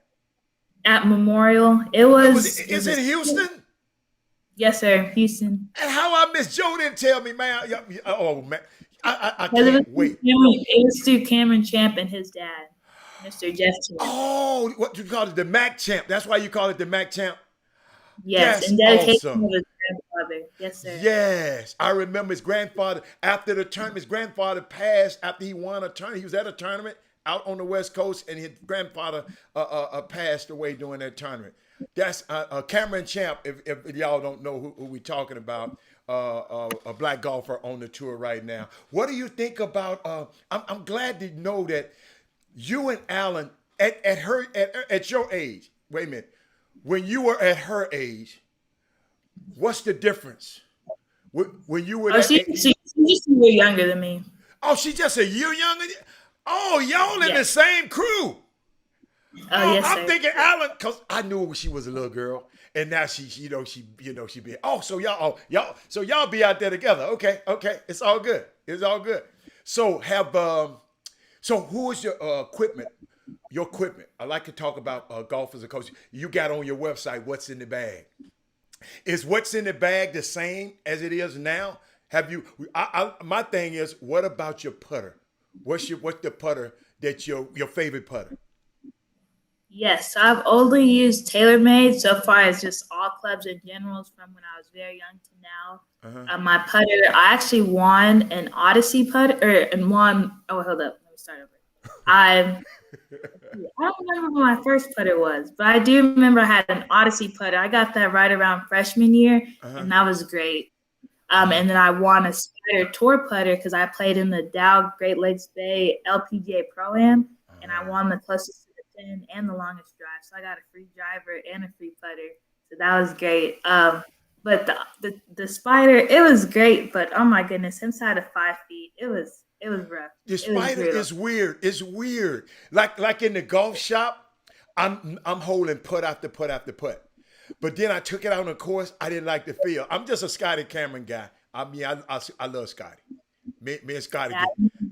Scotty has paid for itself 100 times over. I'm just you know what I mean. He has paid for itself. Now I'm back to my Odyssey putter. I use the mallet head. I want to try. No, I don't think I'll try anything else. Because my coach says if I get a new putter, make sure it's the same model and same head. Spec. Like I can get it. Yes. Okay. Yes, for sure. Tell me about the rest of your bag. Tell me what irons. Yes, P790 irons, all TaylorMade. So wedges all the way up to driver. However, now that Callaway is a sponsor, I'll get fitted before I leave for DC. So that way, all I need is my specs. And I've only used TaylorMade TP. Well, no, I used Titleist golf balls at first because that's what my high school coach was giving. I kind of tried Bridgestone for a little bit, but now I've been doing TaylorMade, both TP5 and 5X, depending on the weather. Which that's kind of the part of my game. I'm trying to improve that, trying to see what ball works best when it's 90 degrees outside versus 40 degrees outside. That part I'm not as knowledgeable, unfortunately, but I'm getting there. But yes, TaylorMade all the way through and through, from golf balls to bags. Yes, or golf balls to golf clubs. So who determines on your TrackMan? Who determines what determines which ball you're going to use? What determines? I mean, do you know the field? I mean, because I'm gonna tell you the truth. I love Pro V1, and but I like the Callaway, and I like the. I mean, all of them hit the same to me, but I don't hit the ball like you do, and I don't hit it. Hold up, I don't hit as many balls as you do. So how do you find out? You know, this for me, you helping me out now. How do you find out which ball is best for you? Because I hit all of them good. I make a birdie with a pinnacle if I have to. Huh? So, I know that'll make you laugh. I knew that'll make you laugh. Cause no, but really, I'm not gonna hit a pinnacle. My driver talks too much to hit a pinnacle with, so I'm not gonna mess up my face of my driver with a pinnacle. But tell me, what determines what ball you use? Help me out. So what I will do for sure when I'm practicing on my own, I will take like a TaylorMade ball, a Callaway ball, I'll take 2 or 3 different golf balls, and then use that off the tee, because for me, I'm not looking for distance because I already hit the ball a long ways. I'm looking more for check and spin around the greens, accuracy into the greens. So there's been a few times where I've done this only one time. I played the front 9, I believe, with the TaylorMade ball, and then the back 9 I changed to a different golf ball. I think it was a Bridgestone, just trying to see. And then sometime, when I'm chipping and putting, or not putting, but when I'm chipping, I'll have like 3 or 4 different kinds of golf balls. And either if I'm doing a flop shot or a bump and run, see how they react, see how they check. So for sure you have to do it in practice. So that way, once you get to a tournament, you know, okay, yes, I know how this golf ball works. But that's what I'm going to for sure be doing more this summer since Callaway. I don't want to just automatically jump ship to Callaway, but free golf balls is free golf balls. So I will for sure try it. You know I'm gonna be calling you, telling you send me some of the Howard golf ball because I lose them a lot because I lose them. But you just told me something key. You said how do you know on your approach shot? Like I'm 150 or 150 in, right? I can't see that far. You got better eyes than me.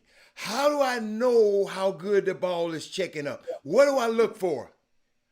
How good the ball checking up? Because I always play a club up. Because I don't like to be short. Because I know that all the trouble is short most time. So I always try to overhit it. That's my strategy. So how do you find out? You have somebody watching the way your ball react up on the green. How do you know the spin on your approach shots?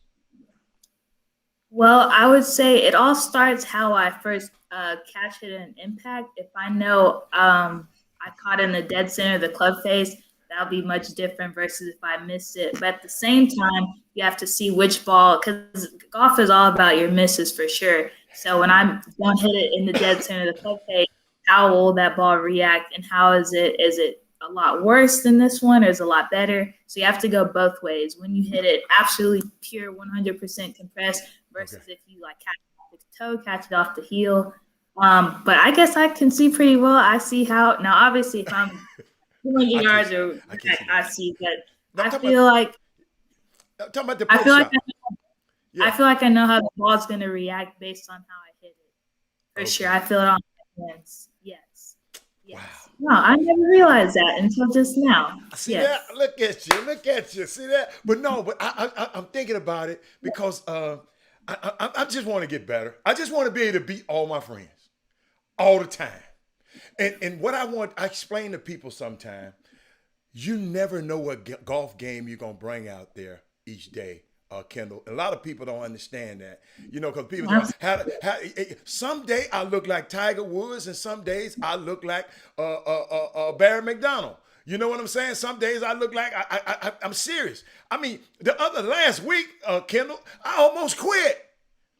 Kendall, and hold up. Anybody else, hold up. Other people like, dude, why are you complaining? You're 20 feet instead of, because I was aiming at the 10 feet. I mean, so I'm telling you, I said, man, I don't even want to play this game no more.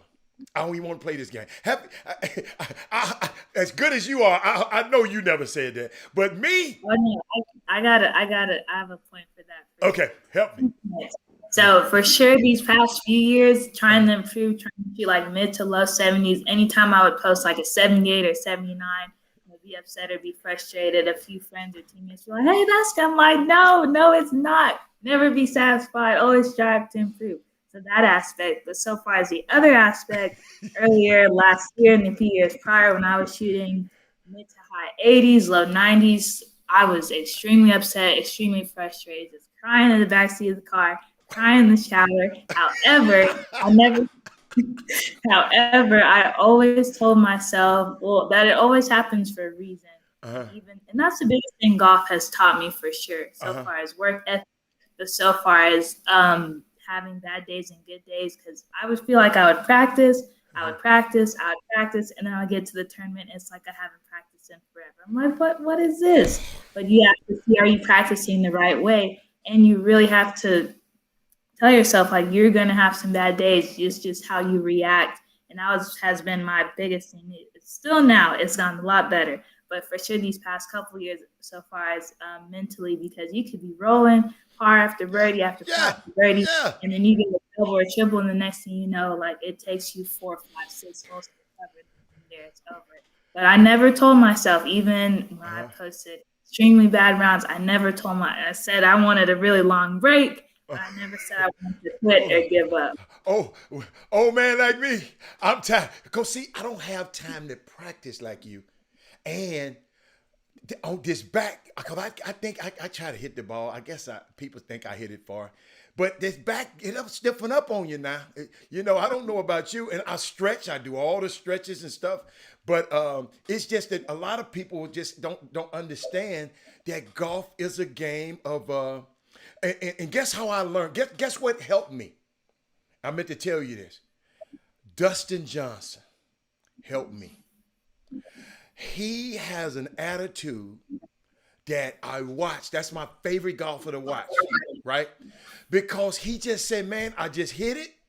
I go find it. And I go hit the next one. And then I go find it. And he walked, and he got this casual walk.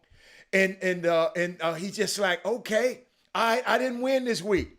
Okay. And that's what I keep trying to tell people. I haven't seen people win consecutive weeks in a long time. A long time. So golf is a game of what they said. Golf is a game. It's a book. Golf is a game of imperfect. You read that book? Golf is a game of imperfect. And but I'm just so proud of you, Kendall. I never thought I'd be in this position and be able to talk to a young woman who can, play better than me. and because I always think I'm kind of good. And but Cheyenne, tell me tell me what's up with Cheyenne Woods. Why she's not winning? Just your overview. And it's a young lady named, I think it's Shasta Everhart. Yes. Tell me why. What do they need to do to get better? As what you see, I mean, from being a golf a student of the game. Tell me why they don't win. I mean, I don't see them on Sunday. I don't see them. Wait a minute, I don't see them on Thursday. Tell me why. Oh well, I mean, I don't want to speak negatively. No. Don't speak. Speak. Speak. Why? Is golf? Is golf that dang hard? Being a pro that dang hard? It is. And then I know from what I've learned, golf is all about you kind of catching your strides, and when you peak, that goes into high school, that goes into college, and for sure, absolutely professionally. If you're not playing your best at the time, then it can be really hard to qualify and to win. But so far as sponsorships and paying, I know that's the next aspect. Yes. And that's actually one thing I saw recently that they're trying to do is Cheyenne Woods, Shasta, Mariah Stackhouse, and like 2 or 3 others trying to help golfers of color, young ladies who are trying to get into Q school, trying to get into qualifying, being able to help them, because everybody knows who plays golf how expensive golf is, especially when it comes to playing in bigger and better tournaments. So I know them as a whole. I feel like they're now starting. I mean, I can't speak for them for sure, but I know they're focused on that aspect as well as helping others get into the game and grow the game so far on the LPGA qualifying side for sure. And Mariah Stackhouse, she was one of the top finalists at NCAA one year. She played at Stanford, and I just thought her little her career was going to take off. Now I know it was almost time. Let me tell you something. What do you need to do to improve? What do you know? What you need before you get up there and Stephen Curry get up there and you get to see, and then Aisha go cook you some of that food that she be cooking up there. Before you get up there, you're going to have your fitted, you're going to have your special make Callaway clubs.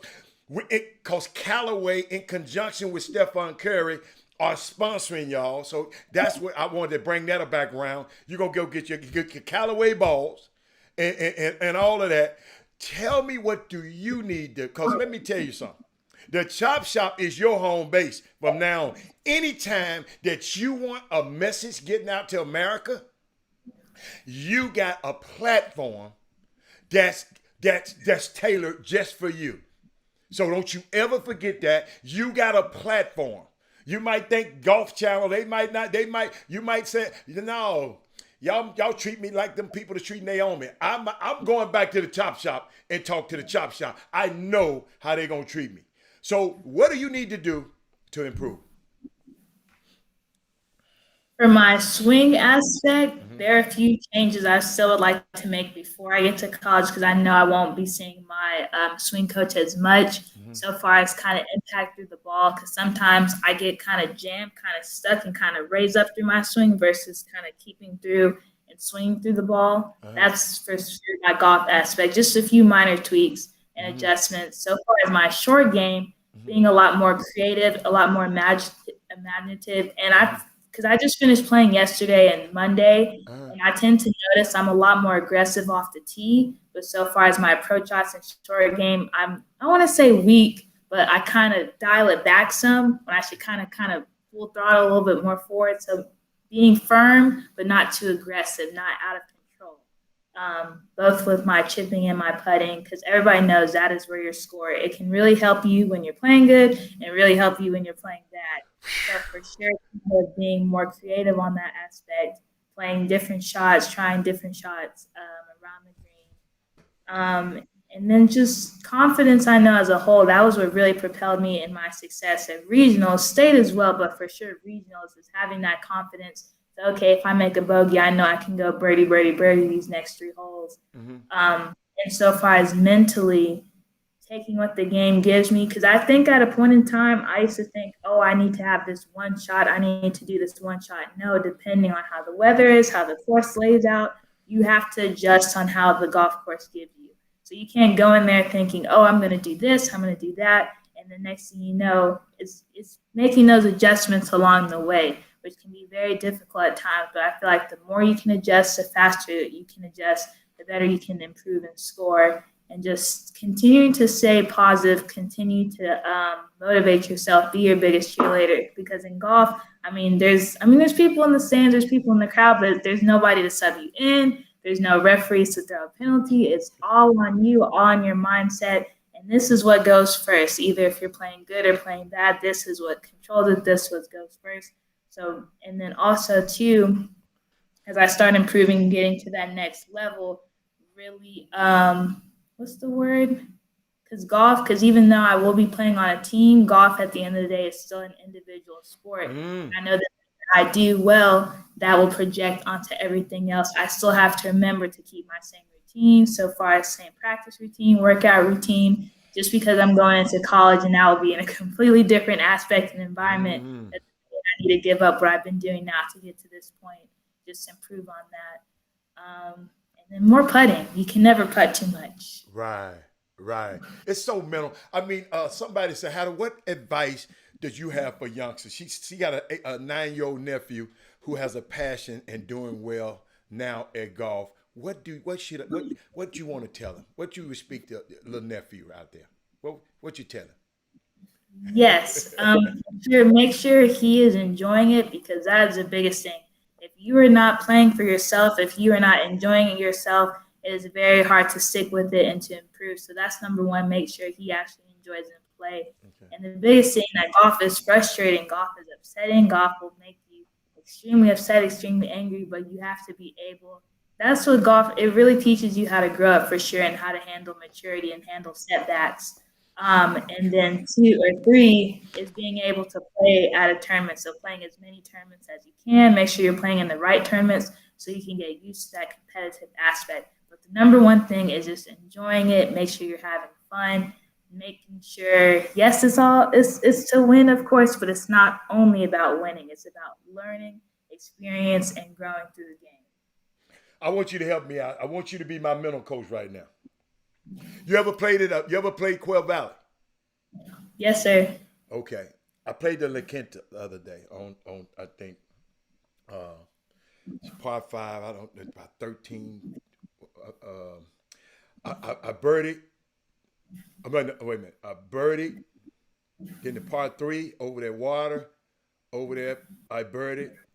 Then that long, not the a long par four, I birdied three in a row. And then I got to this one that you cut that dog leg over. You can go over them houses on the Kenton. You can go over the house, and I play from the tips. And girl, I snatched that thing into them people's house. Let me tell you something, Kendall. I birdie, Kendall.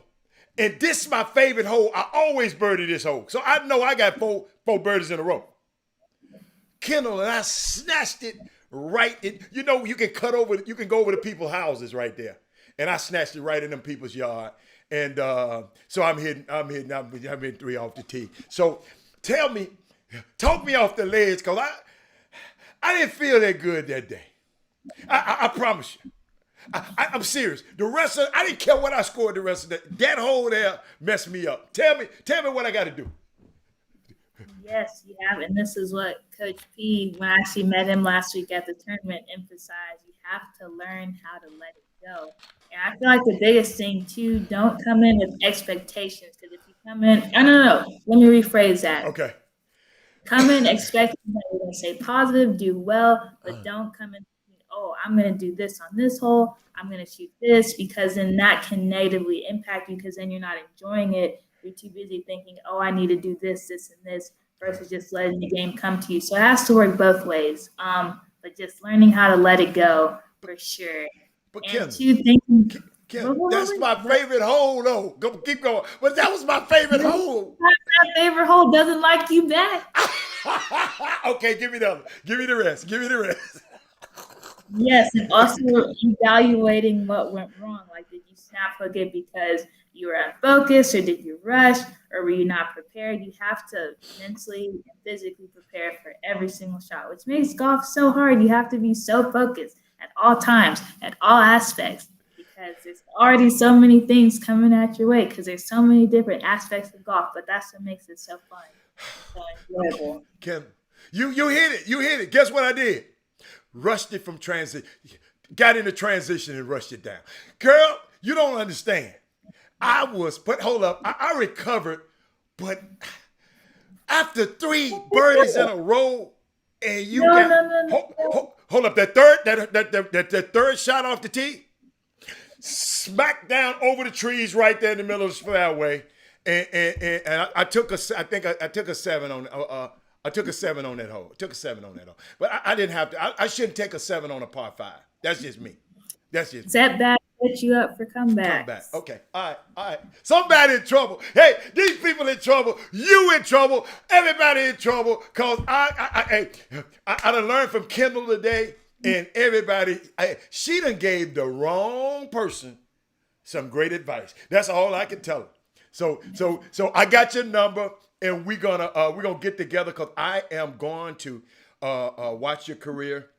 I want to talk about it. I mean, matter of fact, I'm gonna get with your mom and dad when they go up. I'm gonna go to some of the tournaments. I'm gonna make sure I'm gonna show that time. I want to see you. I see you want to do. I just want to see you do well. And thank you so much for coming on the Chop Shop. They love you. Thaddeus Moody said, Kendall, you're awesome. May God continue your journey. One Kevin Freightman, he talking about I broke a window. I don't know. I didn't wait around. I didn't wait around to see that. So good luck, Kendall. They said much success. Everybody is this Women Rock wins. You rock today. And thank you so much. Tell your mom. I know she gonna watch the show. I hope somebody done told her about it already. But thank you so much for being a blessing to us today. Okay. If anything else you want to say, your Twitter handle, or people can follow you on Twitter on what's that? All of them, all of your social media. Give them that information, and we can get you out of here. What you got? Oh yes, sure. Well, Facebook, I guess it's just Kendall Jackson. You'll just see me with a smiling face. Instagram is Kendall Jackson _ the one and only, and then on Twitter it's @Kendall J Golfer. I'm for sure the most active on Instagram. That's where I post the most. Facebook, I'm not gonna lie, I'm still working my way around it. It has way too many buttons, but I'm trying. I'm trying. And then Twitter, I post, but Twitter, you have a limited character, so I Yeah. for sure do most of my stuff on Instagram, and then those go from Facebook to Twitter. But yes, Twitter at Kendall J Golfer, Instagram Kendall Jackson _ the one and only, and then Facebook Kendall Jackson no cheese. Yeah, you crazy. You know what? I can't wait to see. I want to send you a video of this ugly swing I have, so you can let me know. Give me see what my problems are. So, but thank you so much. Somebody shared this to the Black Golfers Association. Okay, thank you. So, thank you so much. I don't want to let you go, but the time on the clock saying we have to, and but we will see you on the next time. But y'all hold up, because I got some information I want to give to the rest of the Facebook feed before we get off, and the Chop Shop feed. But thank you so much, Kendall. And let me give you hold up. And we'll see you later, okay? Thank you. Thank you so much. All right, bye-bye. Hey, man, y'all know, this is, y'all talking about John Lucas and all that. That's my favorite interview ever, hands down. Y'all see her in my background. Ever. Oh, my God, did y'all see how bright she is? Oh, my God. This world gonna be a better place. We keep turning out Kendall Jacksons in this world, and we gonna be all right. But yo, I had some interesting. I got to share this with y'all about the transfer portal. He gave me this information yesterday, and I'm trying to find it. I mean, it's here it is. Check this out, Sonya.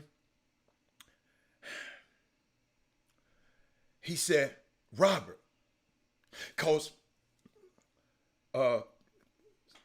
this head coach and his best friend, who's in the sports business also. He said, Robert, we have to be careful about recruiting from that transfer portal. Check this out. We have to be careful about that portal. You know how everybody been coming over here talking, man, we getting players out of the portal. He said, Robert, because I asked him, what you need, coach? I need a shooting guard. That is Moody. I got to talk to you about that. I need a big guard. I need a big guard. And so we just talking. And I said, why not the portal? He said, man, we got to be careful of the portal. Y'all listen to this. Because you might be getting a lemon. Somebody else's problem. I'm going to text you. I'm not going to do it over wax. On wax. I'm going to text you. I'm going to talk to you off camera, Thaddeus. Y'all hear what I said? You know how these people be bragging about the portal. Coaches say you have to be careful of the portal. Because you might be getting a lemon.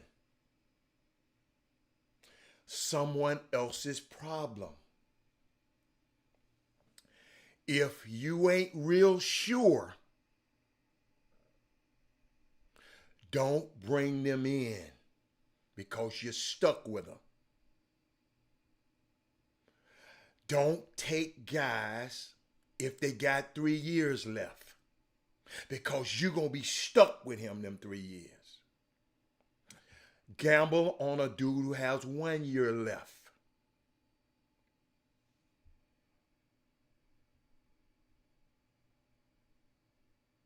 Use it as a Band-Aid. You don't want to be stuck with this because it's a no return policy. Hey, let me tell y'all something. Out of all the transfer portal stuff people have been coming over here talking about, ain't nobody gave us that information. That's because that's the information we don't supposed to have. Y'all don't supposed to have. But guess what? Tell me, I'm telling my people. So tell these young dudes, if you got 3 years, don't be having 3 years left trying to get out of that portal and go into that portal.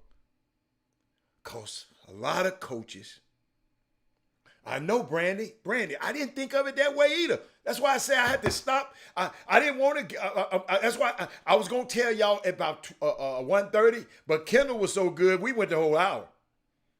Best. I hate the rate out interviews. I felt better about her. That I just love seeing young women like that.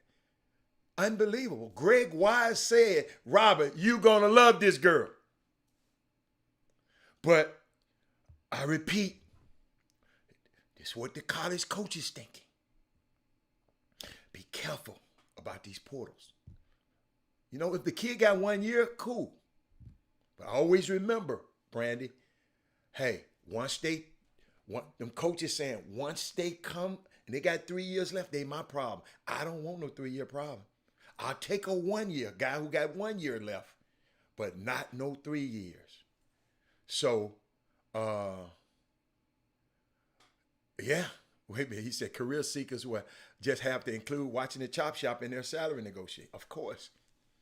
And y'all, that's what this about, man. This is why I love this show, man.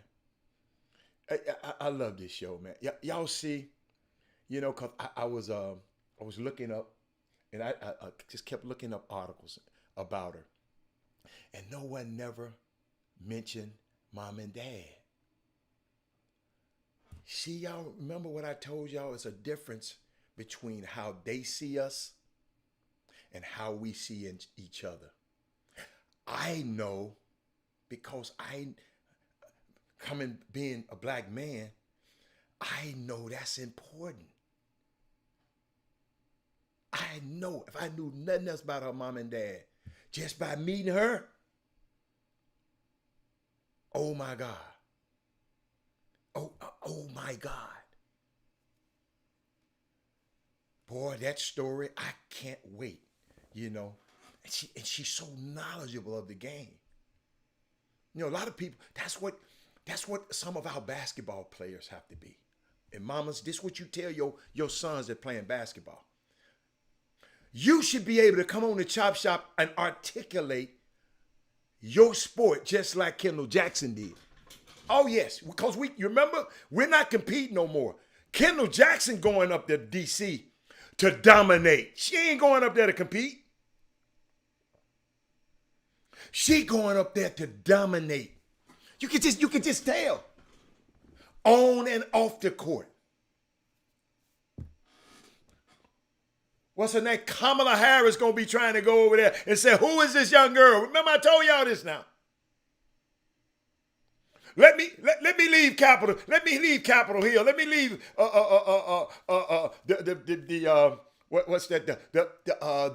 the National Observatory, because that's where the vice president live at the observatory. Let me leave this place to go see who this young girl is, man. But these are the people. This is our community. Greg Wise, just all of us, y'all. This is. Greg Wise called me and told me this girl is special, Robert. Guess what? Callaway finna fit her with some more stuff. So at some point, some young girl gonna benefit to say, okay, I can't play with these TaylorMades no more because they sponsor me. She might just keep them, you know, because, you know, sometimes you want to keep certain clubs. But she might donate that to some young girl. This what this stuff about. This what I love about this show. This what I love about this community.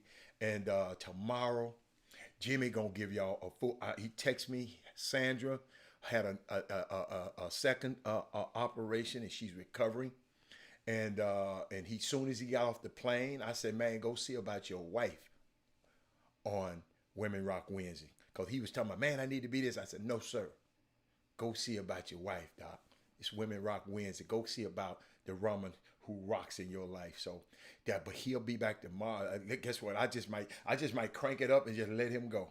Because he said he talked to she's from Pearland. She went to Pearland High School. Michael Jordan. But Jimmy will be back tomorrow. He said he talked to the people with overtime. He talked to the all kind of people out there about this and where this thing going. But you know what? I want to share this with y'all. Yeah, pray for Sandra and Jimmy. Yes. See, that's why it's always. Let me tell y'all something. That's why you always have to have good people around you, man. You know, cause guess what? I got this, man. Got this. Go take care of your bride. I told you, we are a well-oiled machine. All of us. Women Rock Wednesday should be out. Y'all, these the kind of things that Women Rock Wednesday is birthing the Kendall Jacksons of the world. That's why it's got to be supported. And if you have not, somebody trying to call me, if you on Facebook, you are a friend on Facebook, please go over to YouTube and hit the subscribe button and the chime in the bell and subscribe to our YouTube channel. Because sometimes Facebook be acting up. I want to be able to we on a race to 1,000 subscribers. When we get there, guess what? Google says, they are major. They serious. We're going to push their stuff because Google own, if you didn't know, Google own YouTube. Google is the #1 search engine in the world and YouTube is #2. So that's why our imprint will be wider. So more people around the world will know about your son, Kendall Jacksons of the world. More people around the world. Y'all got to realize Houston is touching the whole world. Remember, we got people in Japan watching the show, in Germany. I don't know where Derek is right now. He must be in a covert operation because he hadn't been able to be on the show. Derek Johnson. He was over in Germany watching the show every day. But y'all, that's what's going on. I think that was it today. But I wanted to share that portal information with you, and I want to ask y'all. And we'll talk about this tomorrow. I saw a couple of instances where the group of guys from Arkansas who were in the Pangos camp, they took a picture together. A group of guys from Each One Teach One, wherever they from, they took a picture together. I want somebody to find out for me, Paul Miranda. Did the 15 guys from Texas, did anybody in the group think to get together and take a picture of the 15 guys from Texas?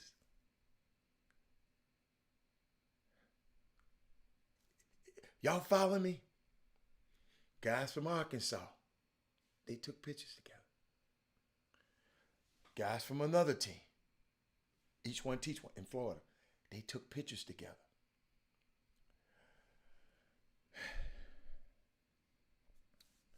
You remember what I said the other day? And I know I get on people's nerves. You know, some of these grown folks. I didn't say they took a pic. I didn't say they took a pic. I said all 15 of the Texas players. Somebody had the wherewithal to say, hey man, we got more people out here than anybody. Let's all take a picture together. All of them staying in the same hotel.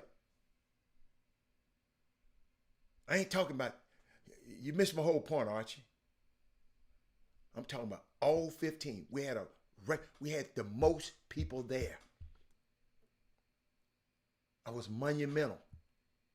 You can't get that moment back. Can't get that moment back. See, we got to start capturing our moments like that. We got to become more of a unit. I know you don't have to, they're kids.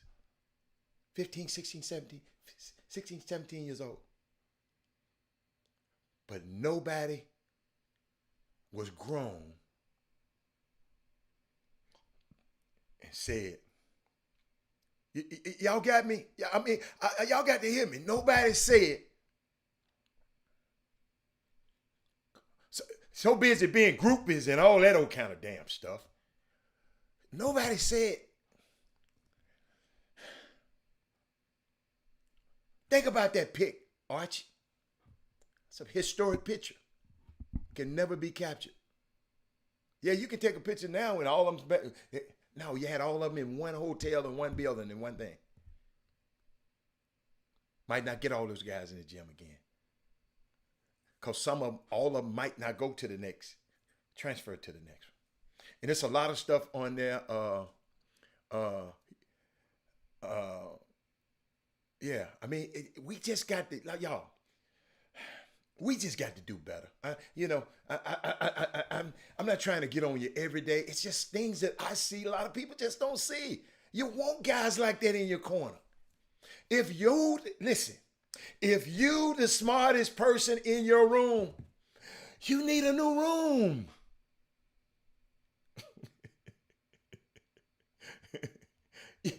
I need to repeat that one. If you the smartest person in your room. I wish Gary Carter was still on the feed. He said something, and a lot of them was talking about Floyd Mayweather, and I said I didn't support the fight because I don't like fight boxing. Lil Rick. But let me tell you something. He said something in his interview, post-game interview, when the folks, when the press started badgering him about his legacy, he said, man, my kids can't eat no legacy. My kids can't eat legacy. My kids can eat with this money. We got to start leaving stuff for our next generation. Our next generation has got to be better. We had our great-great-grandfathers was in slavery. Our next guys were, my mother was a homeowner. Then I got to do something better for my son and my daughter. And they got to do something better for their kids. Y'all, if you the smartest one in the room, we got to put ourselves in positions that we own our businesses. Because we sit up here and complain about Jeff Bezos, them not paying income tax, not paying this, not paying this, not paying tax on this, because they got so much stuff they can write off because it's a business. They give a lot. They philanthropic. They give a lot. Always remember, y'all, y'all listen to me. This government taxes income. I'm going to repeat that one. UGA, they tax income. Businesses get a break. Because in your business, you're getting the income. You're building wealth. We're going to get that one. We're going to get that one day. We're going to get there. And live your life, y'all. I'm finna get out of here. Live your life. Because I don't... because if something happened to us, let's die. Let's die with memories, not with dreams. I'm going to repeat that. Let's die with memories of what we've done, not with dreams. Let's fulfill our dreams. In any way that this platform can do to help your dream, guess what? I'm here for it. Jimmy here for it. We're going to make it happen. I know. Thank you, Michael Jordan. And another thing before I get out of here. Somebody sent this to me the other day. He said, man, hey, Rob, tell your people, don't let your food get cold looking at somebody else's plate. Don't let your food get cold looking at somebody else's plate. Okay? All right. I'm gonna leave that one there. I'm gonna leave that one. And I'm out of here, man. Thank you. I think I might go hit this ball today. I'm gonna try to go hit this ball today. Cause that little young lady behind me have inspired me today. She gave me a couple of drills I'm gonna use today. Somebody in trouble. But chop shop. We're gonna slide down Dino's back and what he said, yabba dabba do this thing. And we will see y'all tomorrow. Y'all better get ready for tomorrow. Because it's going to be crazy. I'm trying to find my what I need to do to cut the show off. I guess the show don't want to go off today. Oh, here it is. I'll see y'all later, man. See y'all later. Enjoy y'all today. Chop, chop. I'm out.